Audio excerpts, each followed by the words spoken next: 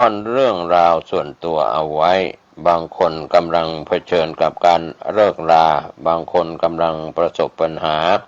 ทางการเงินจึงยังไม่พร้อมที่จะเริ่มต้นสร้างครอบครัว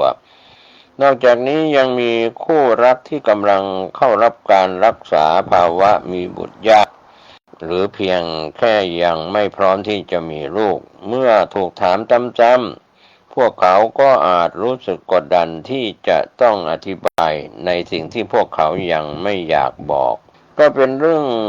คนที่มี EQ สูงเข้าใจว่าทุกคนใช้ชีวิตในจังหวะที่แตกต่างกันพวกเขา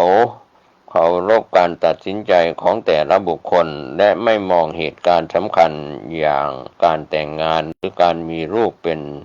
ตัวชี้วัดความสำเร็จหรือความสุขของผู้อื่นหากใครต้องการแบ่งปันพวกเขาก็จะรับฟังหากไม่พวกเขาก็จะไม่พยายามซักถามเพิ่มเติมคุณได้รับเงินเดือนเท่าไหร่คำถามนี้การซื้อบ้านต้องใช้เงินเท่าไหร่คำถามนี้ถูกถามขึ้นรายได้และเรื่องการเงินเป็นหัวข้อที่ละเอียดอ่อนในวัฒนธรรมส่วนใหญ่เสมอในขณะที่ความสัมพันธ์ใกล้ชิดบางอย่างการพูดเรื่องเงินอาจเป็นวิธีหนึ่งในการเรียนรู้ซึ่งกันและกันแต่การถามโดยตรงเกี่ยวกับเรื่องเงินเดือนเงินออมหรือทรัพย์สินสุทธิของใครบางคนอาจทำให้รู้สึกไม่เหมาะสมได้ง่ายไม่ใช่ทุกคนจะรู้สึกสบายใจที่จะเปิดเผยสถานะทางการเงินของตนเองสำหรับหลายๆคนข้อมูลนี้เป็นข้อมูลส่วนตัวหรืออาจเกี่ยวกับข้อตกลงรักษาความลับกับบริษัทในทางกลับกันผู้ที่มีรายได้น้อยอาจรู้สึกไม่มั่นใจหรือถูกกดดันให้ตอบคำถามนี้คนมี EQ สูงมักจะหันมาสนใจคำถามเชิงประสบการณ์มากขึ้นเช่นงานนั้นเหมาะสมกับตัวเองหรือไม่สภาพแวดล้อมในการทำงานเป็นอย่างไรหรืออะไรที่ทำให้คนอื่นมีความสุขกับงานในปัจจุบันคำถามเหล่านี้แสดงให้เห็นถึงความสนใจอย่างแท้จริงในขณะเดียวกันก็หลีกเลี่ยงคำถามที่ล่วงล้ำเกี่ยวกับชีวิตส่วนตัวทำไมดูผอมจังคำถามนี้ช่วงนี้อ้วนขึ้นหรือเปล่าคำถามนี้หลายคนอาจมองว่านี่เป็นเพียงคำชมอย่างสุภาพแต่รูปลักษณ์ภายนอกเป็นหัวข้อที่มักกระทบต่อความไม่มั่นใจของผู้อื่นเสมอคนที่มีน้ำหนักเพิ่มขึ้นอาจกำลังประสบผลข้างเคียงจากยาการเปลี่ยนแปลงของฮอร์โมนหรือปัญหาสุขภาพในขณะที่คนที่น้ำหนักลดลงอาจกำลังเครียดจากการทำงานนอนไม่หลับหรือกำลังเผชิญกับวิกฤตส่วนตัวเมื่อมีการพูดถึงเรื่องรูปลักษณ์ภายนอกในช่วงเริ่มต้นของการประชุมผู้ฟังอาจรู้สึกว่าถูกตัดสินมากกว่าได้รับการดูแลคนที่มี EQ สูงมักเลือกใช้คำทักทายเชิงบวกมากกว่าพวกเขาอาจชมผิวพรรณรอยยิ้มพลังงานหรือถามไถ่เรื่องสุขภาพโดยไม่เน้นเรื่องน้ำหนักหรือรูปร่างความละเอียดอ่อนอยู่ที่การทำให้ผู้อื่นรู้สึกได้รับการเคารพไม่ใช่ถูกมองเป็นวัตถุแห่งการตัดสินทำไมไม่ทำเหมือนคนอื่นล่ะก็เป็นคำถามที่ถูกถามนี่เป็นคำถามเชิงเปรียบเทียบมากกว่าคำถามเชิงสอบถามอาจมาในรูปแบบต่างๆเช่นทำไมคุณยังไม่เปลี่ยนงานคำถามนี้ทำไมคุณไม่เรียนสาขานั้นคำถามนี้ทำไมคุณไม่ซื้อบ้านเหมือนเพื่อนๆคำถามนี้หรือทำไมคุณไม่ใช้ชีวิตเหมือนคนอื่นๆคำถามนี้คำถามประเภทนี้โดยไม่ตั้งใจมักจะนำอีกฝ่ายไปใส่ไว้ในกรอบที่คนอื่นสร้างขึ้นทุกคนมีสถานการณ์เป้าหมายและค่านิยมที่แตกต่างกันสิ่งที่ได้ผลสำหรับคนหนึ่งอาจไม่ได้ผลสำหรับอีกคนหนึ่งเสมอไปคนมี EQ สูงมักไม่เปรียบเทียบชีวิตของผู้อื่นกับมาตรฐานทั่วไปแต่พวกเขาจะใส่ใจอีกฝ่ายมีความสุข กับทางเลือกของตนเองหรือไม่พวกเขาเข้าใจว่าความสำเร็จไม่มีสูตรสำเร็จตายตัวและทุกคนมีสิทธิ์ที่จะเลือกเส้นทางที่เหมาะสมกับตนเอง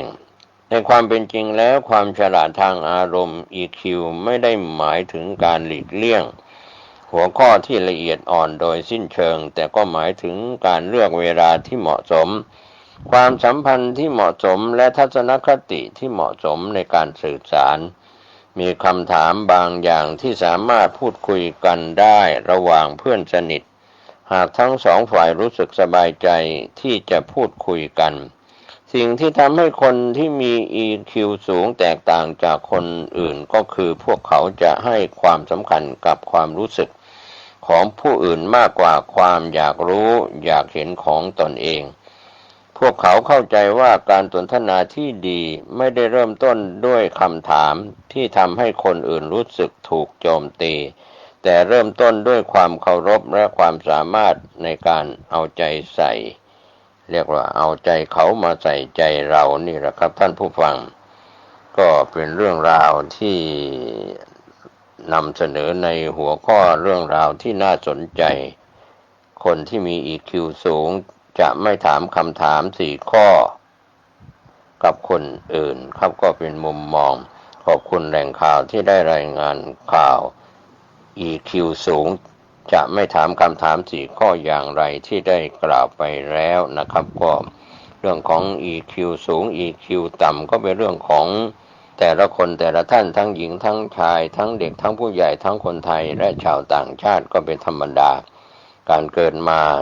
จากท้องแม่เดียวกันก็อาจจะมี EQ สูง EQ ต่ำที่เหมือนกันไม่เหมือนกันที่เป็นลูกหญิงลูกชายเรื่องเหล่านี้เป็นกฎแห่งกรรมโดยชาติพันธุ์กรรมพันธุ์ต่างๆก็คงใช้วิจารณญาณในการรับข้อมูลเรื่องของ EQ สูง EQ ต่ำก็จะทำให้เราสบายกายสบายใจจากการประพฤติตัวประพฤติตนในโอกาสต่อไปไปทางด้านข่าวด้านสุขภาพจากแหล่งข่าวที่ได้รายงานเรื่องการดูแลเอาใจใส่สุขภาพต้องเข้าใจร่างกายได้มากกว่าที่เคยก็เป็นเรื่องราวที่ระบบอัจฉริยะเพื่อชีวิตที่เหนือกว่าก็มีเรื่องราวที่น่าสนใจควรรู้ควรทราบก็การใช้ชีวิตประจำวันแต่ละคนแต่ละท่านนั้นอาจแตกต่างกันไปความเข้าใจการดูแลสุขภาพไม่ว่าจะเข้าใจการนอนของคุณความเข้าใจติดตามระดับความเครียดความเข้าใจติดตามการออกกำลังกายความเข้าใจติดตามสุขภาพของคุณผู้หญิงก็เป็นเรื่องราวที่ระบบอัจฉริยะเพื่อชีวิตที่เหนือกว่าก็เป็นการดูแลสุขภาพตัวตนของคุณผู้หญิงคุณผู้ชายการติดตามร่างกายของคุณติดตามวงจรการนอนสุขภาพหัวใจกิจกรรมรอบเดือนและระดับความเครียดก็เป็นส่วนที่เราควรจะต้องทำความเข้าใจตัวเองในการดูแลสุขภาพของแต่ละคนแต่ละท่านในช่วงวันเวลาแต่ละคนแต่ละท่านอาจจะห่างเหินในการดูแลสุขภาพร่างกายและความรู้สึกทางจิตใจทางสมองทางร่างกายและจิตใจของแต่ละคนละท่านกลับมาดูแลสุขภาพกายใจของแต่ละคนแต่ละท่านก็จะทำให้ท่านมีความสุขอย่างแท้จริงไปทางด้านข่าวจากมติชนออนไลน์ได้รายงานหัวข้อข่าวบอร์ดกพ.เดินหน้าEarly Retire ข้าราชการตั้งเป้าเห็นผลทันทีในปีงบ70ช่วยรัฐคุมรายจ่ายจ่อเพิ่มเงินเดือนข้าราชการต่างประเทศโดยเฉพาะญี่ปุ่นเหตุค่าครองชีพสูง6 กรกฎาคม 2569 ทีมข่าวจากมติชนออนไลน์ได้รับการชี้แจงจากนายประกรณ์นินประพันธ์รองนายกรัฐมนตรีในฐานะประธานการประชุมคณะกรรมการข้าราชการพลเรือนกพ.หรือบอร์ดกพ.ได้แจ้งผลการประชุมบอร์ดกพ.เมื่อ2 กรกฎาคมที่ผ่านมาว่าสภาผู้แทนราษฎรมีมติรับหลักการร่างพระราชบัญญัติงบประมาณ 2570 โดยงบรายจ่ายประจำปีมีแนวโน้มขยายตัวต่อเนื่องทั้งในส่วนงบบุคลากรค่ารักษาพยาบาลและบำเหน็จบำนาญซึ่งรวมเป็นสัดส่วนมากกว่า70%ดังนั้นจึงจำเป็นต้องดำเนินมาตรการเพื่อควบคุมขนาดกำลังคนและค่าใช้จ่ายภาครัฐอย่างจริงจังทั้งนี้มาตรการเกษียณอายุก่อนกำหนดหรือรีไทร์สำหรับข้าราชการนั้นได้มอบหมายให้สำนักงานกพ.เร่งดำเนินการให้มีผลในปีงบประมาณพุทธศักราช 2570 เพื่อแสดงถึงความตั้งใจของรัฐบาลที่จะผลักดันเรื่องนี้อย่างจริงจังในเรื่องสวัสดิการค่ารักษาพยาบาลก็ขอให้สำนักงานกพ.ร่วมกับกรมบัญชีกลางและสำนักงานคณะกรรมการกำกับและส่งเสริมการประกอบธุรกิจประกันภัยคปภ.ศึกษาวิธีการนำระบบประกันสุขภาพมาใช้เพื่อทดแทนระบบในปัจจุบันนอกจากนี้ยังมีการกล่าวถึงกรณีทุจริตการสอบเข้ารับราชการที่ปรากฏเป็นข่าวอยู่ในปัจจุบันหรือโกงสอบท้องถิ่นแม้จะไม่เกี่ยวข้องโดยตรงกับสำนักงานกพ.แต่เรื่องดังกล่าวก่อให้เกิดทัศนคติเชิงลบแบบเหมารวมส่งผลกระทบถึงความเชื่อมั่นที่มีต่อระบบราชการอย่างรุนแรงจึงขอให้สำนักงานกพ.ประสานกับสมาคมองค์กรหรือกลุ่มข้าราชการต่างๆดำเนินการในเชิงรุกเพื่อสร้างความเชื่อมั่นและรักษาศักดิ์ศรีของข้าราชการพลเรือนในภาพรวมต่อไปเรื่องนี้ทางประธานกพ.ยังได้มอบหมายให้สำนักงานกพ.ดำเนินการเกี่ยวกับการปรับปรุงระบบพนักงานราชการเพื่อให้การโอนย้ายหรือสับเปลี่ยนตำแหน่งมีความยืดหยุ่นและคล่องตัวมากยิ่งขึ้นรวมถึงการทบทวนอัตราเงินเพิ่มสำหรับข้าราชการที่ประจำอยู่ในต่างประเทศให้มีความสอดคล้องกับสถานการณ์ปัจจุบันโดยเฉพาะประเทศญี่ปุ่นที่มีอัตราค่าครองชีพเพิ่มสูงขึ้นมากก็เป็นส่วนที่เราได้รับรู้รับทราบข้อมูลข่าวสารขอบคุณมติชนออนไลน์รายงานหัวข้อข่าวบอร์ดกพ.เดินหน้ารีไทร์ข้าราชการตั้งเป้าเห็นผลในปีงบประมาณ 2570 จ่อเพิ่มเงินเดือนข้าราชการที่ญี่ปุ่นช่วยค่าครองชีพก็เป็นข้อชี้แจงจากประธานบอร์ดนะครับก็เป็นเรื่องราวที่เราได้รับรู้รับทราบกันในเรื่องของบอร์ดกพ.โดยนายประกรณ์นินประพันธ์รองนายกรัฐมนตรีในฐานะประธานกรรมการประชุมคณะกรรมการข้าราชการพลเรือนกพ.หรือว่าบอร์ดกพ.ได้ชี้แจงข้อมูลที่ผ่านมาข่าวคืบหน้าจะได้รายงานเพิ่มเติมไปทางด้านข่าวจากกรุงเทพธุรกิจออนไลน์ในข้อข่าวมุมมองวิพากษ์ในหัวข้อข่าววิบากอนุทินภูมิใจไทยจุดเริ่มขาลงติดลมผลงานเผชิญครหากองทุนก็เป็นส่วนมุมมองที่มีมุมมองวิพากษ์จากกรุงเทพธุรกิจออนไลน์ก็เรื่องของความนิยมของอนุทินถึงภูมิใจไทยลดลงอย่างมีนัยสำคัญทั้งที่เป็นรัฐบาลสมัย2แค่3เดือนรวมถึงเสียงวิจารณ์ด้านผลงานที่ยังไม่เป็นรูปธรรมหลายโครงการถูกตั้งคำถามถึงความโปร่งใสผลประโยชน์ทับซ้อนเช่นแรนบิดและอีกหลายเรื่องนะครับในข้อกล่าวหาเรื่องการถอนทุนเอื้อประโยชน์พวกพ้องเคสฝีแตกทุจริตสอบบรรจุข้าราชการท้องถิ่นกระทบต่อมหาดไทยที่อนุทินคุมเต็มก็เป็นเรื่องราวข่าวมุมมองวิพากษ์จากกรุงเทพธุรกิจออนไลน์ได้รายงานเพิ่มเติมว่าการขึ้นมามีอำนาจฝ่ายบริหารของอนุทินชาญวีรกุลในตำแหน่งนายกรัฐมนตรีควบรัฐมนตรีว่าการกระทรวงมหาดไทยกับหมวกอีกใบก็คือหัวหน้าพรรคภูมิใจไทยในรัฐบาลอนุทิน2กำลังจะครบ3เดือนเต็มนับตั้งแต่แถลงนโยบายต่อรัฐสภาความนิยมทางการเมืองของอนุทินและภูมิใจไทยทิศทางเป็นขาลงอย่างชัดเจนหากอ้างอิงผลสำรวจความคิดเห็นประชาชนของนิดาโพล ที่เช็คเรตติ้งนักการเมืองและพรรคการเมืองทุกไตรมาส3 เดือน การสำรวจล่าสุดไตรมาส2/2569ตัวเลขออกมาค่อนข้างน่าตกใจสำหรับพลพรรคสีน้ำเงินเมื่อความนิยมทางการเมืองรอบนี้ลดต่ำลงอย่างมีนัยสำคัญเมื่อเทียบกับผลสำรวจในไตรมาสแรกของปีหัวข้อที่นิดาโพลใช้เหมือนกันในการสำรวจทั้งสองครั้งคือบุคคลที่ประชาชนจะสนับสนุนให้เป็นนายกรัฐมนตรีและพรรคการเมืองที่ประชาชนจะสนับสนุนในวันนี้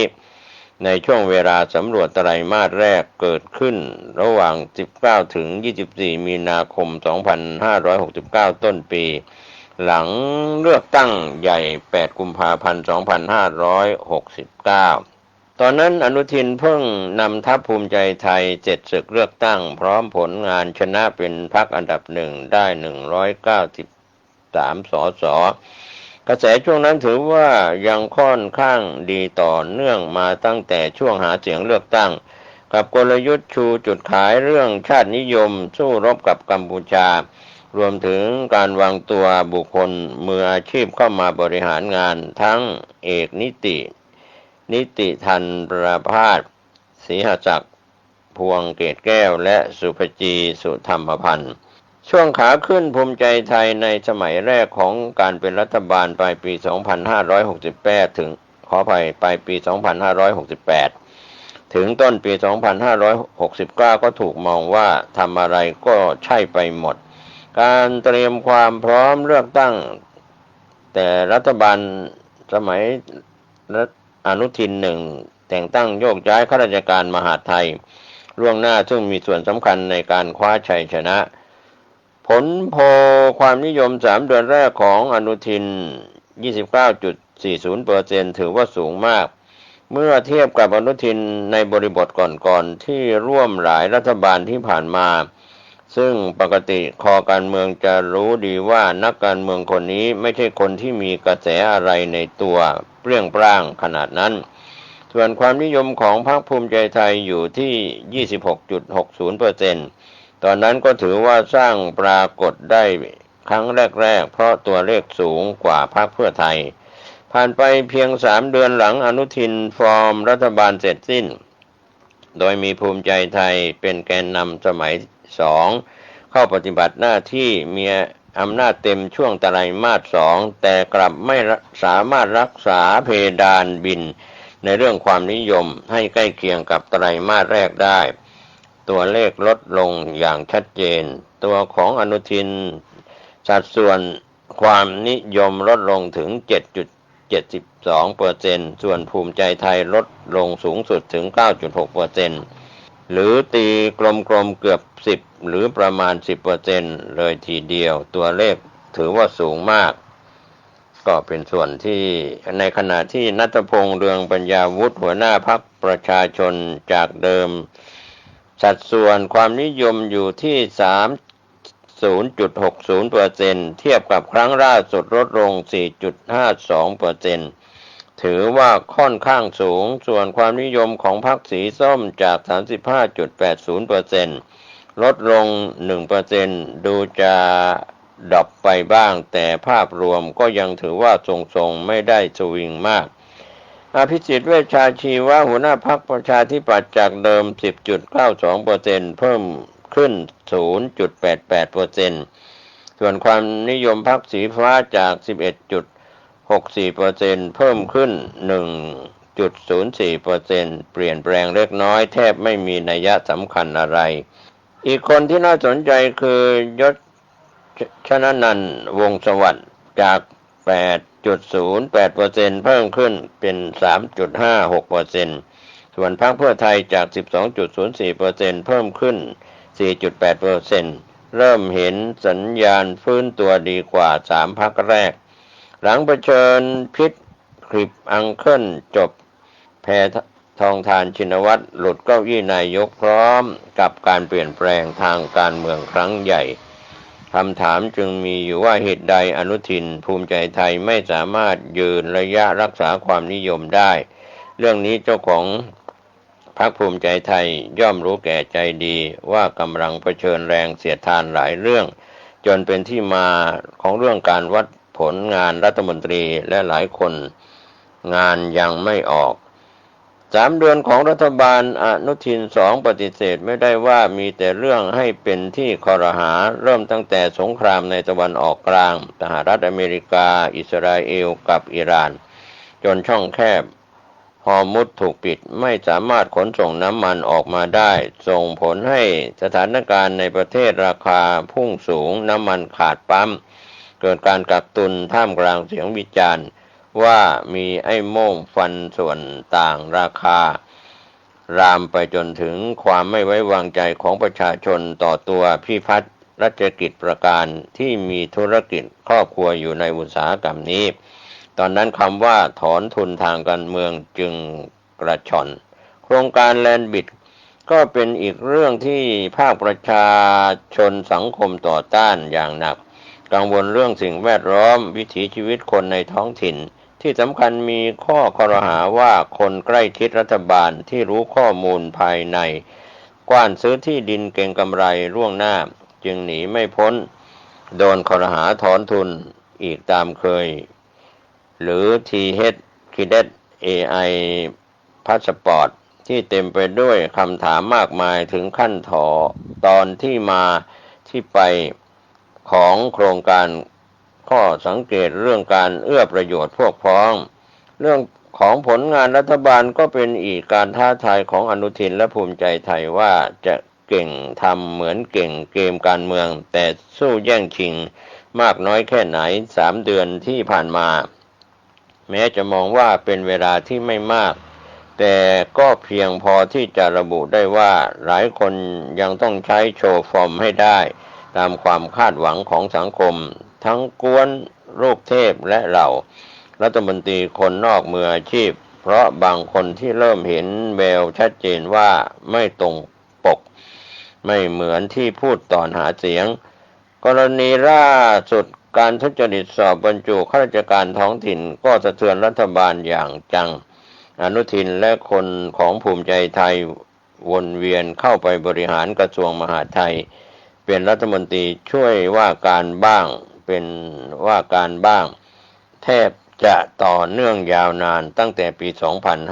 2562 เจอเรื่องโกงบรรจุสอบท้องถิ่นเข้าไปนับว่าหนักสำหรับพรรคสีน้ำเงินโดยแท้แม้ผลสอบสวนไม่ได้ปรากฏว่ามีผู้ต้องหาที่เกี่ยวข้องโดยตรงกับพรรคหรือรัฐมนตรีอยู่ในข่ายแต่ความไม่เชื่อมั่นของสังคมที่สะสมจากหลายเรื่องรวมกันอาจเข้าขั้นติดลบไปแล้วเรียบร้อยยังไม่นับคดีหัวสวเขากระโดงและอื่นๆเดิมพันอนุทินต้องขออภัยเดิมพันอนุทินต้องลากคอตัวการตัวจริงโกงสอบบรรจุออกมาให้ได้ฉายภาพแผนผังกระบวนการทั้งหมดว่าเป็นอย่างไรนอกจากข้าราชการในกรมส่งเสริมการปกครองท้องถิ่นเกี่ยวข้องแล้วยังมีสสข้าราชการการเมืองในสายเครือข่ายหัวคะแนนของพรรคเกี่ยวข้องหรือไม่เนื่องจากเริ่มมีข้อครหาว่าเรื่องนี้อาจมีนักการเมืองใหญ่ใช้ช่องทางนี้ดูแลลูกน้องไปหาประโยชน์การขึ้นสู่จุดสูงสุดทางการเมืองของอนุทินและภูมิใจไทยในระยะเวลาอันรวดเร็วกลับเผชิญแรงเสียดทานอย่างหนักหน่วงจนเข้าโซนสถานการณ์ไม่น่าไว้วางใจเพราะแค่3 เดือนแรกเรื่องฮันนีมูนไม่ต้องพูดถึงเรื่องที่จำเป็นที่สุดคือฟื้นความเชื่อมั่นท่ามกลางเรตติ้งขาลงกับภาพลักษณ์และสไตล์การเมืองแบบภูมิใจไทยที่ใครก็รู้ดีว่าเป็นอย่างไรก็เป็นส่วนที่มาของกรุงเทพธุรกิจเป็นสื่อเศรษฐกิจที่อยู่กับการเปลี่ยนแปลงของประเทศมาอย่างยาวนานถ่ายทอดข้อมูลแม่นยำรอบด้านเพื่อให้ผู้บริหารนักลงทุนผู้ประกอบการตัดสินใจพื้นฐานของข้อเท็จจริงและโอกาสก็ขอบคุณข้อมูลวิพากษ์จากกรุงเทพธุรกิจออนไลน์ท่านใช้วิจารณญาณในการรับข้อมูลข่าวสารการบ้านการเมืองเรื่องนี้ วันนี้ข่าวชาวบ้านหมดเวลาลงผมเกษตรเพชรสำริดบรรณาธิการข่าวก้าวหน้านิวออนไลน์ขอบคุณท่านที่ติดตามข้อมูลข่าวสารผ่านเว็บไซต์ www.gawnahnew.com ซึ่งเป็นเว็บไซต์ที่ลิงก์สัญญาณของข่าวออนไลน์มายาวนานขอบคุณท่านที่ให้ข้อแนะนำติชมขอบคุณหลายท่านที่กล่าวถึงผู้ดำเนินรายการข่าวชาวบ้านห่างหายไปก็เป็นธรรมดาของการดูแลสุขภาพตัวตนเองเป็นเรื่องใหญ่สุขภาพเป็นเรื่องใหญ่ของแต่ละคนเราต้องดูแลสุขภาพการงานก็ถือว่าเป็นเรื่องรองสำหรับผู้ดำเนินรายการการดูแลสุขภาพวันนี้ก็จะทำให้การทำงานสื่อสารของตนเองและพี่น้องสื่อสารทุกแขนงสาขาเป็นตัวแทนของสังคมประชาชนทั้งสังคมโลกสังคมประเทศไทยโดยเฉพาะในประเทศไทยก็สังคมภูมิภาคด้วยความขอบคุณเสพข่าวอย่างชาญฉลาดสวัสดีครับสวัสดีครับท่านผู้ฟังที่เคารพการแบ่งปันความคิดดีๆวันนี้ผมกาเศรษฐ์เพชรสำริดวิทยากรนำสาระธรรมะต่างๆคนเราในส่วนที่ได้คำนึงถึงคำสอนในทางพระพุทธศาสนาที่พระพุทธองค์ทรงตรัสเรื่องของคนและเทวดาทั้งหลายจะยอมรับนับถือกันจะแสดงความเคารพกันนับถือกันอ่อนน้อมถ่อมตัวแล้วก็ให้ความนับถือนั้นเป็นเรื่องไม่ใช่ง่ายก็คำสอนในทางพระพุทธศาสนาก็สอนให้มีสัจจะแล้วก็มีธรรมะอยู่ในดวงใจก็คือมีความจริงที่ปรากฏบางครั้งเราก็ใช้ศัพท์กันอยู่เสมอโดยเฉพาะผมเกษตรเพชรสำริดวิทยากรที่ได้แบ่งปันก็ได้ยินอยู่เสมอว่าเดี๋ยวนี้ศัพท์กำลังฮิตในส่วนที่พูดกันว่ามโนคือใจคิดเอง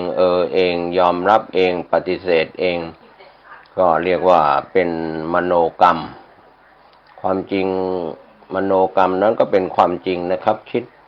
ดีก็เป็นความดีคิดชั่วก็เป็นความชั่วก็เราได้ยินหลักฐานที่ปรากฏว่าอะ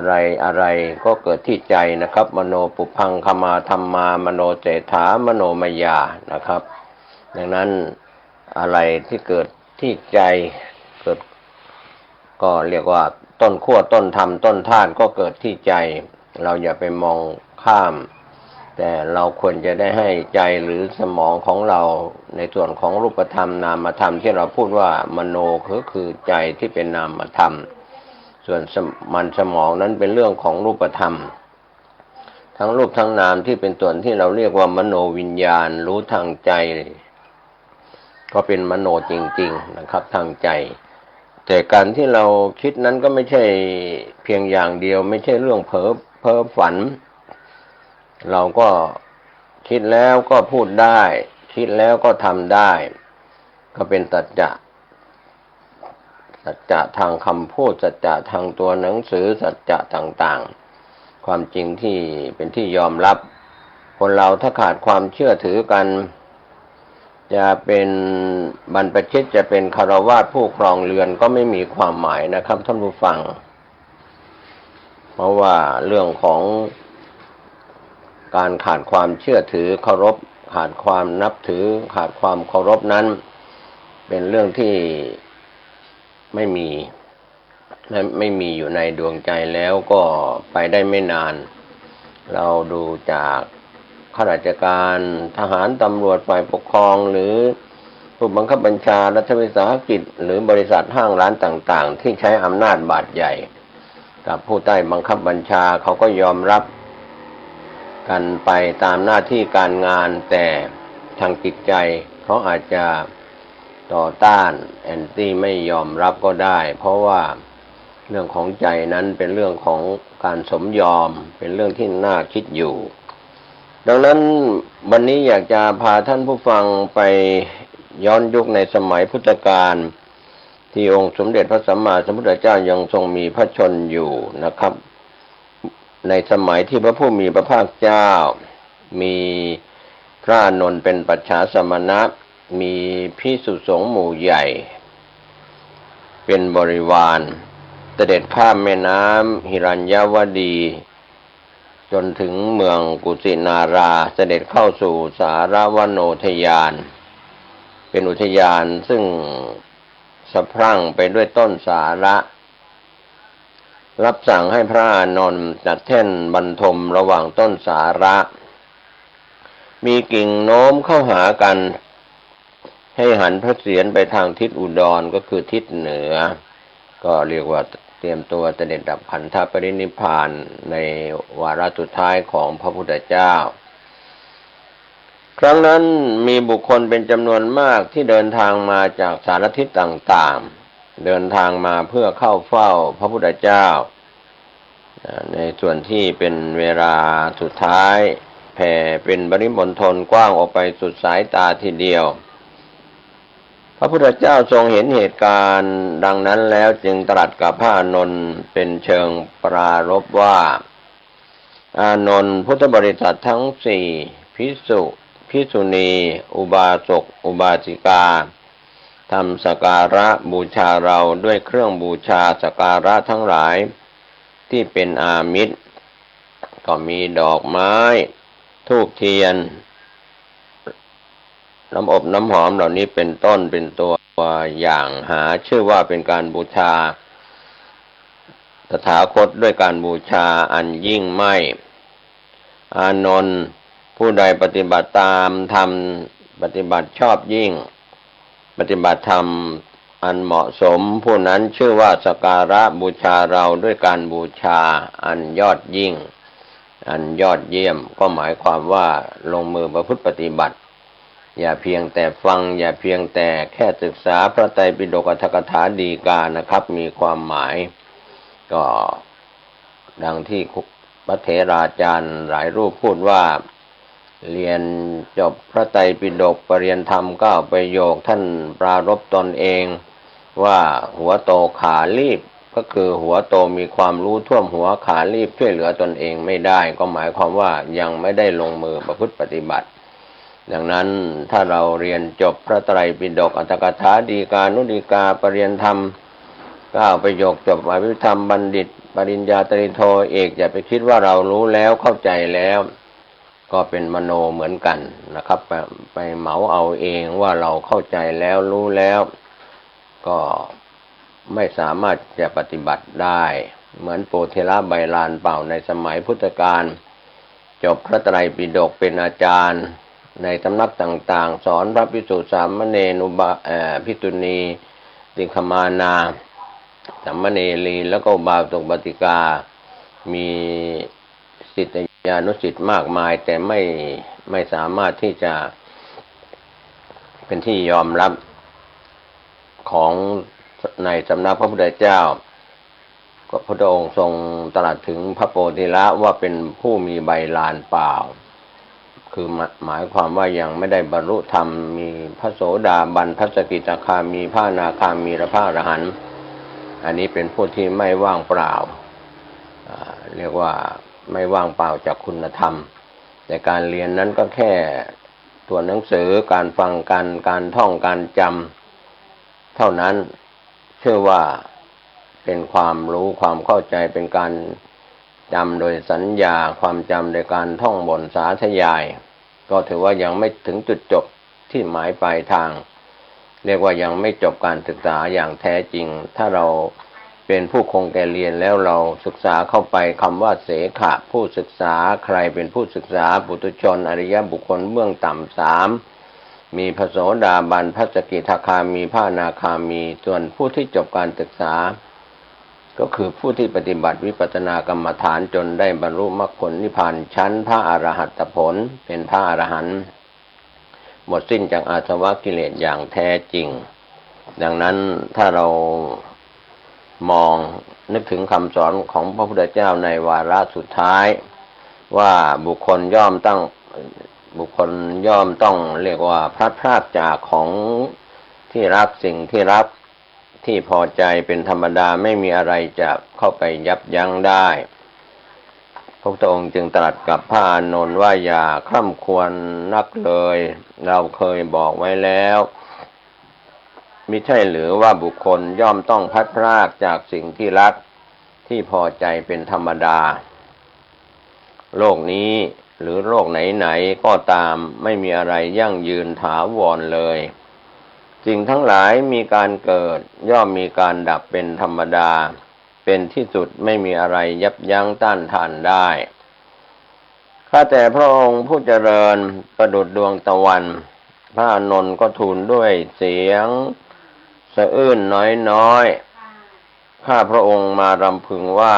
ตลอดเวลาที่พระองค์ทรงมีพระชนอยู่ข้าพระองค์ก็เที่ยวติดตามประดุจฉายาดุจเงาตามพระพุทธองค์ต่อไปนี้พระองค์จะพึงติดตามผู้ใดได้เล่าจะพึงตั้งน้ำใช้เมื่อไม่มีพระพุทธเจ้าแล้วจะติดตามผู้ใดและในการปฏิบัติวัฏฏะอุปถากเรื่องของการตั้งน้ำใช้น้ำเสวยเพื่อผู้ใดจะพึงปัดกวาดเสนาสนะที่หลับที่นอนเพื่อผู้ใดเวลานี้ข้าพระองค์ยังมีอาสวะกิเลสอยู่ในขณะนั้นพระอานนท์ก็เป็นพระโสดาบันเป็นอริยบุคคลเบื้องต่ำนะครับพระองค์มาด่วนปรินิพพานใครเล่าจะเป็นที่พึ่งของข้าพระองค์เพื่อทำที่สุดแห่งทุกข์ได้กำจัดกิเลสให้หมดสิ้นไปข้าพระองค์คงอยู่อย่างว้าเหวและเดียวดายเมื่อคำหนึ่งอย่างนี้แล้วก็สุดจะหักห้ามความโศกสลดได้สำหรับพระอานนท์ก็เรียกว่าคร่ำครวญต่อหน้าพระพุทธองค์พระพุทธองค์ก็ทรงตรัสปลอบว่าอานนท์เธอเป็นผู้มีบารมีธรรมที่สั่งสมมาไว้แล้วมากอย่าเสียใจเลยกิจอันใดที่ควรทำแก่ตถาคตเธอได้ทำกิจนั้นอย่างสมบูรณ์ด้วยกายกรรมกรรมทางกายดีแล้ววจีกรรมกรรมทางวจีคำพูดมโนกรรมกรรมที่คิดดีทางใจอันประกอบด้วยเมตตาอย่างยอดเยี่ยมจงประกอบความเพียรเถิดเมื่อเราล่วงไปแล้วเธอก็จะได้ประสบผลเป็นอรหันตบุคคลเป็นพระอรหันต์ในไม่ช้าเมื่อตรัสดังนี้แล้วนะครับท่านผู้ฟังพระพุทธองค์จึงเรียกภิกษุทั้งหลายเข้ามาตรัสว่าภิกษุทั้งหลายอานนท์เป็นบัณฑิตเป็นผู้รอบรู้เป็นอุปถากของเราอย่างยอดเยี่ยมพระอรหันตสัมมาสัมพุทธเจ้าทั้งในอดีตและในอนาคตมีภิกษุเป็นผู้อุปถากนั้นก็ไม่ดีเกินไปกว่าอานนท์เป็นผู้ดำเนินกิจด้วยปัญญารู้การที่ควรไม่ควรรู้การเวลาที่เหมาะสำหรับผู้ที่มาเฝ้าเราว่าเวลานี้สำหรับกษัตริย์การนี้สำหรับราชามหาอมาตย์เวลานี้สำหรับคนทั่วไปแล้วไม่รับการยกย่องนานาประการมีคุณธรรมน่าอัศจรรย์ผู้ที่ยังไม่เคยเห็นไม่เคยสนทนาก็อยากเห็นอยากสนทนาด้วยอยากฟังธรรมของอานนท์เมื่อฟังก็มีจิตใจเพลิดเพลินยินดีในธรรมที่อานนท์แสดงแล้วไม่อิ่มไม่เบื่อหน่ายด้วยธรรมวารีรสแห่งพระธรรมภิกษุทั้งหลายอานนท์เป็นบุคคลที่หาได้ยากผู้หนึ่งพระอานนท์ผู้มีความห่วงใยในพระศาสดาไม่มีที่สิ้นสุดกราบทูลด้วยน้ำเสียงที่ยังเศร้าอยู่ว่าพระองค์ผู้เจริญพระองค์เป็นประดุจพระเจ้าจักรพรรดิในทางธรรมทรงสถาปนาอาณาจักรแห่งธรรมนั้น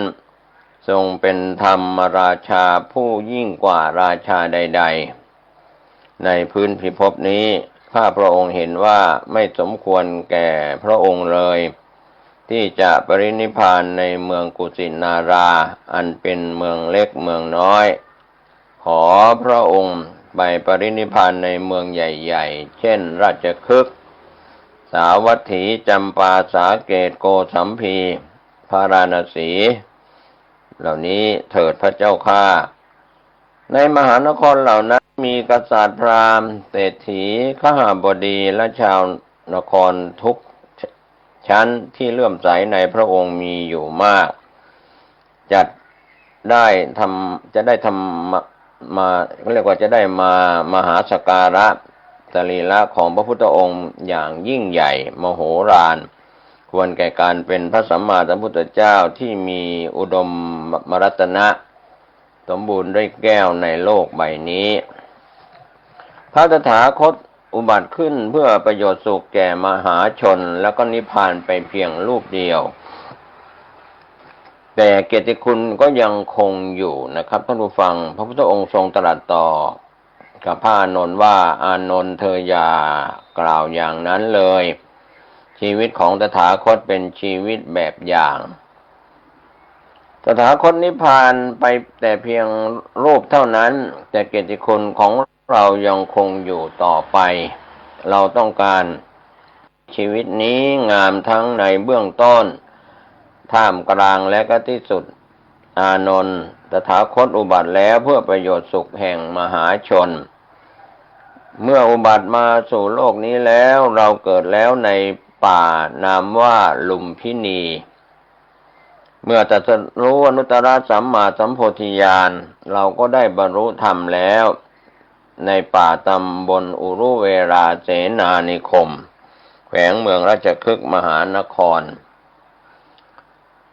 เมื่อตั้งอาณาจักรแห่งธรรมขึ้นเป็นครั้งแรกได้สาวกเพียง5 คน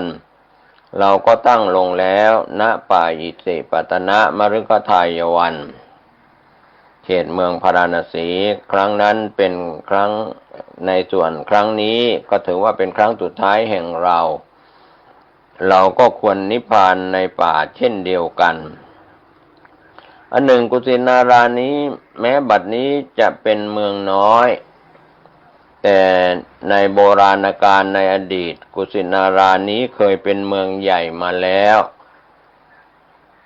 เคยเป็นที่ประทับของพระเจ้าจักรพรรดินามว่ามหาสุทัศนะนะครับท่านผู้ฟังนครนี้เคยชื่อว่ากุสาวดี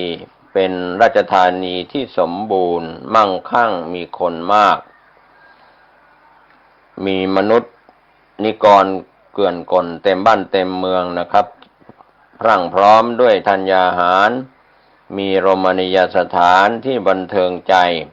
ประดุจดังราชธานีแห่งทิพยนครกุสาวดีราชธานีนั้นกึกก้องทั่วคฤหาสน์ทั้งกลางวันกลางคืนด้วยเสียง10 ประการมีเสียงคชสารช้างเสียงพาชีเสียงเพรีเสียงรถเสียงตะโพนเสียงพิณเสียงขับร้องเสียงกังตดานเสียงสังรวมทั้งสำเนียงประชาชนที่เรียกกันบริโภคอาหารด้วยความสำราญเบิกบานใจในสมัยอดีตนั้นฉะนั้นกุสาวดีนครนั้นจึงเป็นเมืองใหญ่ก็มีพระเจ้ามหาสุทัศนะพระองค์เป็นพระเจ้าจักรพรรดิทรงเป็นอิสราธิบดีในปฐพีมณฑลที่นี่นะครับก็คือกุสินาราในยุคอดีตก็ทรงชำระปัจจามิตรโดยธรรมไม่ต้องใช้ทัณฑ์ไม่ต้องลงทัณฑ์แล้วก็สตราอาวุธชนบทนั้นสงบราบคาบปราศจากโจรผู้ร้าย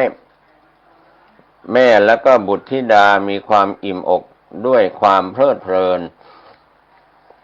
ประตูบ้านปราศจากลิ่มสลักเป็นนครที่รื่นรมร่มเย็นสมเป็นราชธานีแห่งพระเจ้าจักรพรรดิอย่างแท้จริงอีกอย่างหนึ่งอานนท์เมื่อมองมาทางธรรมแล้วก็ให้เกิดสังเวชสลดใจพอคิดได้ว่าสิ่งทั้งหลายไม่เที่ยงไม่ยั่งยืนมุ่งไปสู่จุดสลายตัวอานนท์จงดูเถิดพระเจ้าจักรพรรดิมหาสุทัศนะสิ้นพระชนม์ไปแล้วเมืองกุสาวดี ก็เปลี่ยนมาเป็นเมืองกุสินาราในบัดนี้ประชาชนชาวกุสาวดีตายกันไปหมดนี่แหละไม่มีอะไรเที่ยงแท้ไม่มีอะไรยั่งยืนตถาคตเองก็จะนิพพานในไม่ช้านี้แล้วพระศาสดาก็รับสั่งให้พระอานนท์ไปแจ้งข่าวการปรินิพพานแก่มัลลกษัตริย์ว่าพระตถาคตเจ้าจะปรินิพพานในยามสุดท้ายแห่งราตรีเมื่อมัลลกษัตริย์ผู้ครองนครกุสินาราสดับข่าวนี้ต่างก็ทรงกำสดโสดากูลทุกขโทมนัสเป็นทัพทวีมากมายแต่ยายพระเกศายกพระพาหาแขนทั้งสองขึ้นแล้วค่ำครวญล้มกลิ้งเกือกประดุจหนึ่งบุคคลที่เท้าขาดล่ำไรลำพันถึงพระโลกนาถพระพุทธเจ้าว่าพระโลกนาถด่วนปรินิพพานนักดวงตาของโลกดับลงแล้วประดุจสุริยาพระอาทิตย์ซึ่งให้แสงสว่างดับวูบลงด้วยอาการโศกาดูลดังนี้มัลลกษัตริย์ก็ตามพระอานนท์ไปเข้าเฝ้าพระศาสดาณสารวโนทยานพระอานนท์จัดสถานที่ให้เข้าเฝ้าเป็นตระกูลไปแล้วก็กลับสู่สันทาคารคืนนั้นมัลลกษัตริย์ประชุมกันอยู่จนสว่างมิได้บรรทมเลยนะครับท่านผู้ฟังอันนี้ก็เป็นวาระสุดท้ายของพระพุทธองค์พระศาสดามีพระมหากรุณาไม่มีที่สิ้นสุดก็ให้สุภัททะเข้าเฝ้าแล้วก็เรียนรู้ธรรมเป็นสงฆ์รูปสุดท้ายเป็นภิกษุรูปสุดท้ายท่ามกลางบรรยากาศดังกล่าวนะครับนักบวชปริพาชกหนุ่มคนหนึ่งขออนุญาตผ่านฝูงชนขอเข้าเฝ้าพระศาสดาพระนนท์ได้สดับสำเนียงนั้นจึงออกมารับแล้วก็ขอร้องวิงวอนว่าอย่ารบกวนพระผู้มีพระภาคเจ้าเลยข้าแต่ท่านอานนท์ปริพาชกผู้นั้นกล่าวข้าพเจ้าขออนุญาตเข้าเฝ้าพระผู้มีพระภาคเจ้าเพื่อทูลถามข้อข้องใจบางประการขอท่านได้โปรดอนุญาตเถิดข้าพเจ้าสุภัททะปริพาชกอย่าเลยสุภัททะท่านอย่ารบกวนพระผู้มีพระภาคเจ้าเลยพระองค์ทรงลำบากพระวรกายมากอยู่แล้ว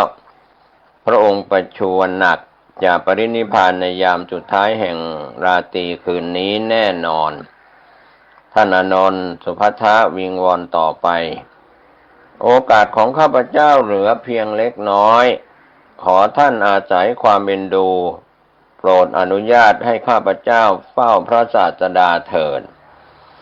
พระอานนท์ก็คงทัดทานอย่างเดิมห้ามสุภัททะไม่ให้เข้าเฝ้าพระพุทธเจ้า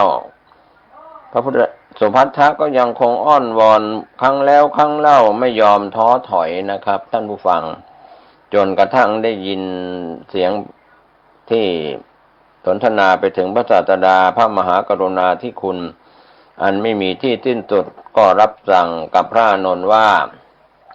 อานนท์ให้สุภัททะเข้ามาหาตถาคตเถิดเพียงเท่านี้สุภัททะปริพาชกก็ได้เข้าเฝ้าสมความประสงค์ก็เข้ากราบลงใกล้แท่นบรรทมแล้วก็ทูลว่าข้าแต่พระจอมมุนีข้าพระองค์นามว่าสุภัททะถือเพศเป็นปริพาชกมาไม่นานก็ได้ยินกิตติศัพท์เล่าลือเกียรติคุณแห่งพระพุทธองค์แต่ก็หาได้เคยเข้าเฝ้าไม่บัดนี้พระองค์จะดับขันธปรินิพพาน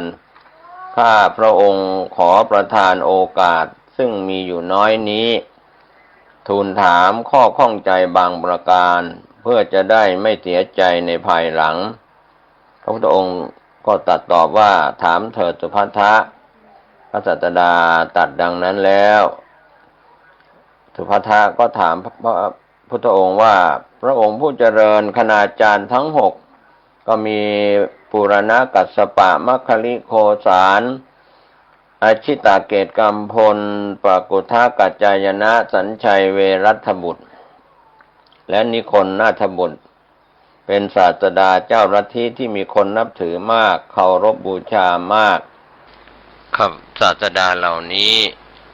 เป็นอรหันต์หมดกิเลสหรือประการใดเรื่องนี้สุภัททะเธอดิ้นรนขวนขวายมาหาเราด้วยพยายามอย่างยิ่งยวดพระศาสดาตรัสทั้งยังหลับพระเนตรอยู่เมื่อพระอานนท์เห็นอาการอย่างนั้นก็รู้สึกกระวนกระวายเรื่องของสุภัททะมารบกวนพระศาสดานั้นเป็นเรื่องที่ไร้สาระเหลือเกินขณะที่พระอานนท์เชิญสุภัททะออกจากที่เฝ้านั้นเองพระศาสดาจึงตรัสห้ามว่าอย่าสนใจกับเรื่องนั้นเลยสุภัททะเวลาของเราและของเธอเหลือน้อยเต็มทีจงถามสิ่งที่เป็นประโยชน์แก่เธอเองเถิดข้าแต่สมณะถ้าอย่างนั้นข้าพระองค์ก็จะทูลถามปัญหานะครับก็มาถึงช่วงที่สุภัททะปริพาชกทูลถามปัญหาในเวลาสุดท้ายครับก็เป็นส่วนวันนี้ผมเกษตรเพชรมฤทธิ์วิทยากรแบ่งปันความคิดดีๆสู่ท่านผู้ฟังขอทุกคนทุกท่านได้ฟังธรรมได้มีโอกาสบรรลุมรรคผลนิพพานโดยทั่วหน้ากันสวัสดีครับ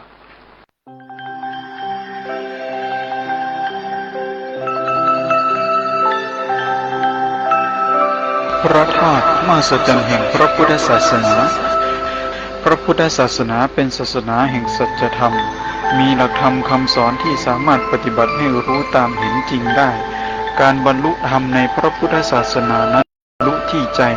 ไม่สามารถจะแสดงออกให้ผู้อื่นเห็นได้แต่มีอยู่สิ่งหนึ่งซึ่งสามารถที่จะเป็นหลักฐานพยานแห่งการบรรลุธรรมในทางพระพุทธศาสนานั่นก็คือพระธาตุคำว่าพระธาตุนั้นเป็นคำกลางๆเรียกใช้แบบรวมๆดังนั้นจึงมีการแยกประเภทของพระธาตุออกเป็นสองระดับคือของพระบรมศาสดาสัมมาสัมพุทธเจ้าเรียกว่าพระบรมสารีริกธาตุของพระอรหันตสาวกเรียกว่าพระอรหันตธาตุพระบรมสารีริกธาตุของพระพุทธเจ้านั้นมีอยู่สองประเภทคือ 1. ประเภทไม่แตกกระจายคงรูปตามเดิมมี7ส่วนคือ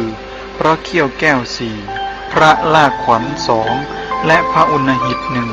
1 2. ประเภทแตกกระจายเป็นส่วนอื่นนอกจาก7ส่วนนั้นจะไม่มีลักษณะเดิมของอัฐิเหลืออยู่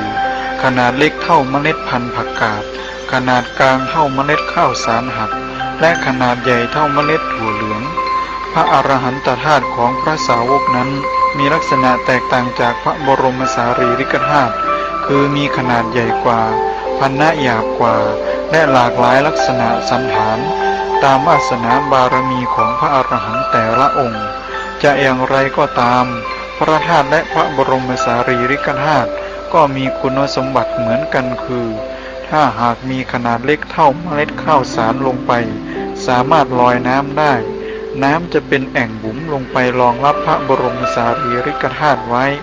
และปรากฏรัศมีเป็นแฉกๆอยู่โดยรอบหากลอยน้ำพร้อมๆกันหลายๆองค์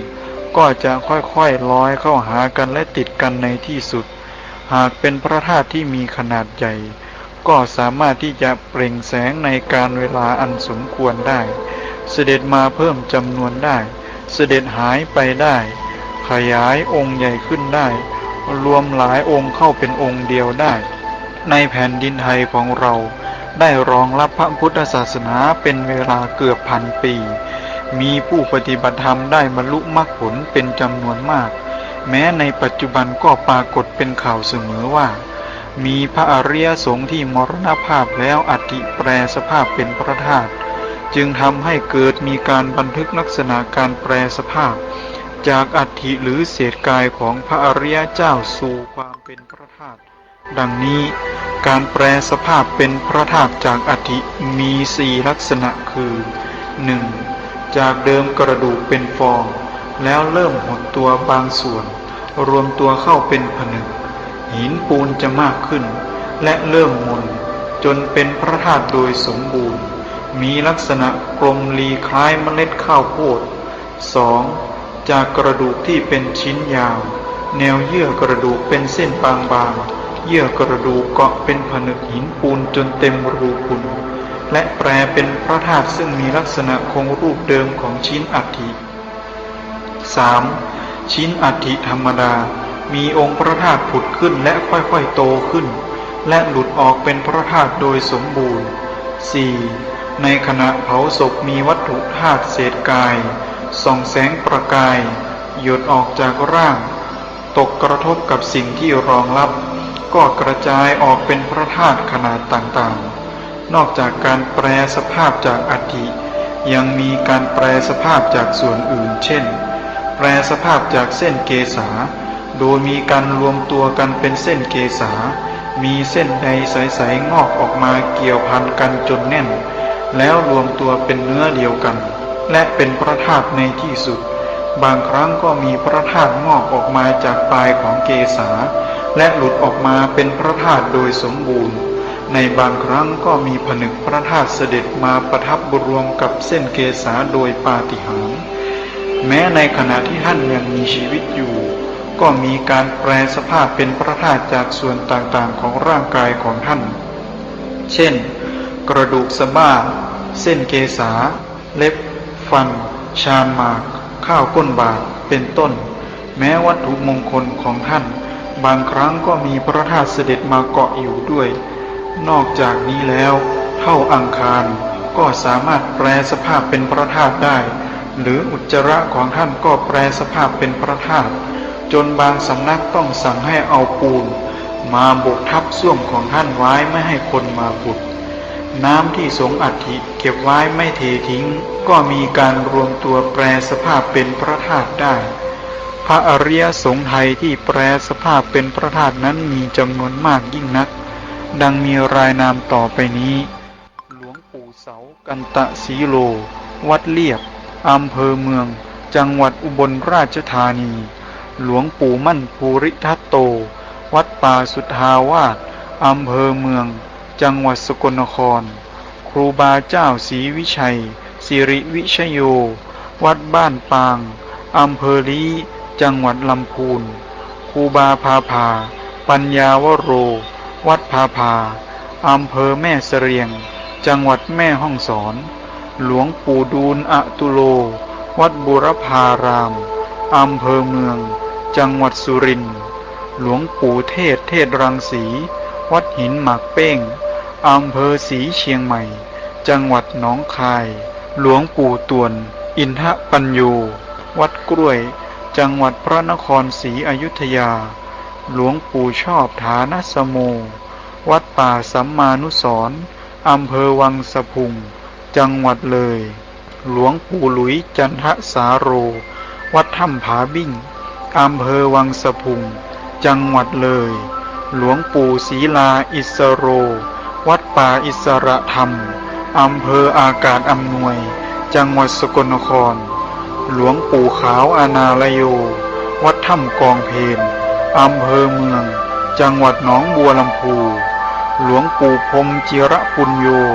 วัดประสิทธิธรรมอำเภอบ้านดุงจังหวัดอุดรธานีหลวงปู่ตื้ออาจระธรรมโมวัดอรัญญวิเวกอำเภอศรีสงครามจังหวัดนครพนมหลวงปู่แหวนสุจินโนวัดดอยแม่ปังอำเภอพร้าวจังหวัดเชียงใหม่หลวงปู่ฟั่นอาจาโรวัดป่าอุดมสมพรอำเภอพันนานิคมจังหวัดสกลนครหลวงปู่คำดีประภาโสวัดถ้ำผาปู่อำเภอเมืองจังหวัดเลยครูบาพรหมาประมัจจโกวัดพระพุทธบาทตากผ้าอำเภอป่าซางจังหวัดลำพูนสมเด็จพระมหามุนีวงศ์สนั่นจันทปัชโชโตวัดนรนาถสุนทริการามกรุงเทพมหานคร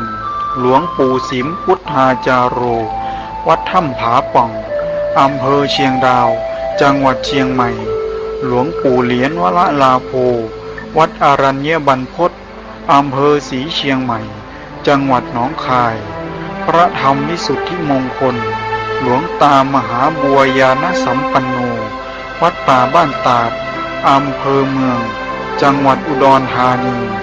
หลวงปู่อุ่นอุตตโมวัดอุดมรัตนารามอำเภออากาศอำนวยจังหวัดสกลนครหลวงปู่สามอากินจโน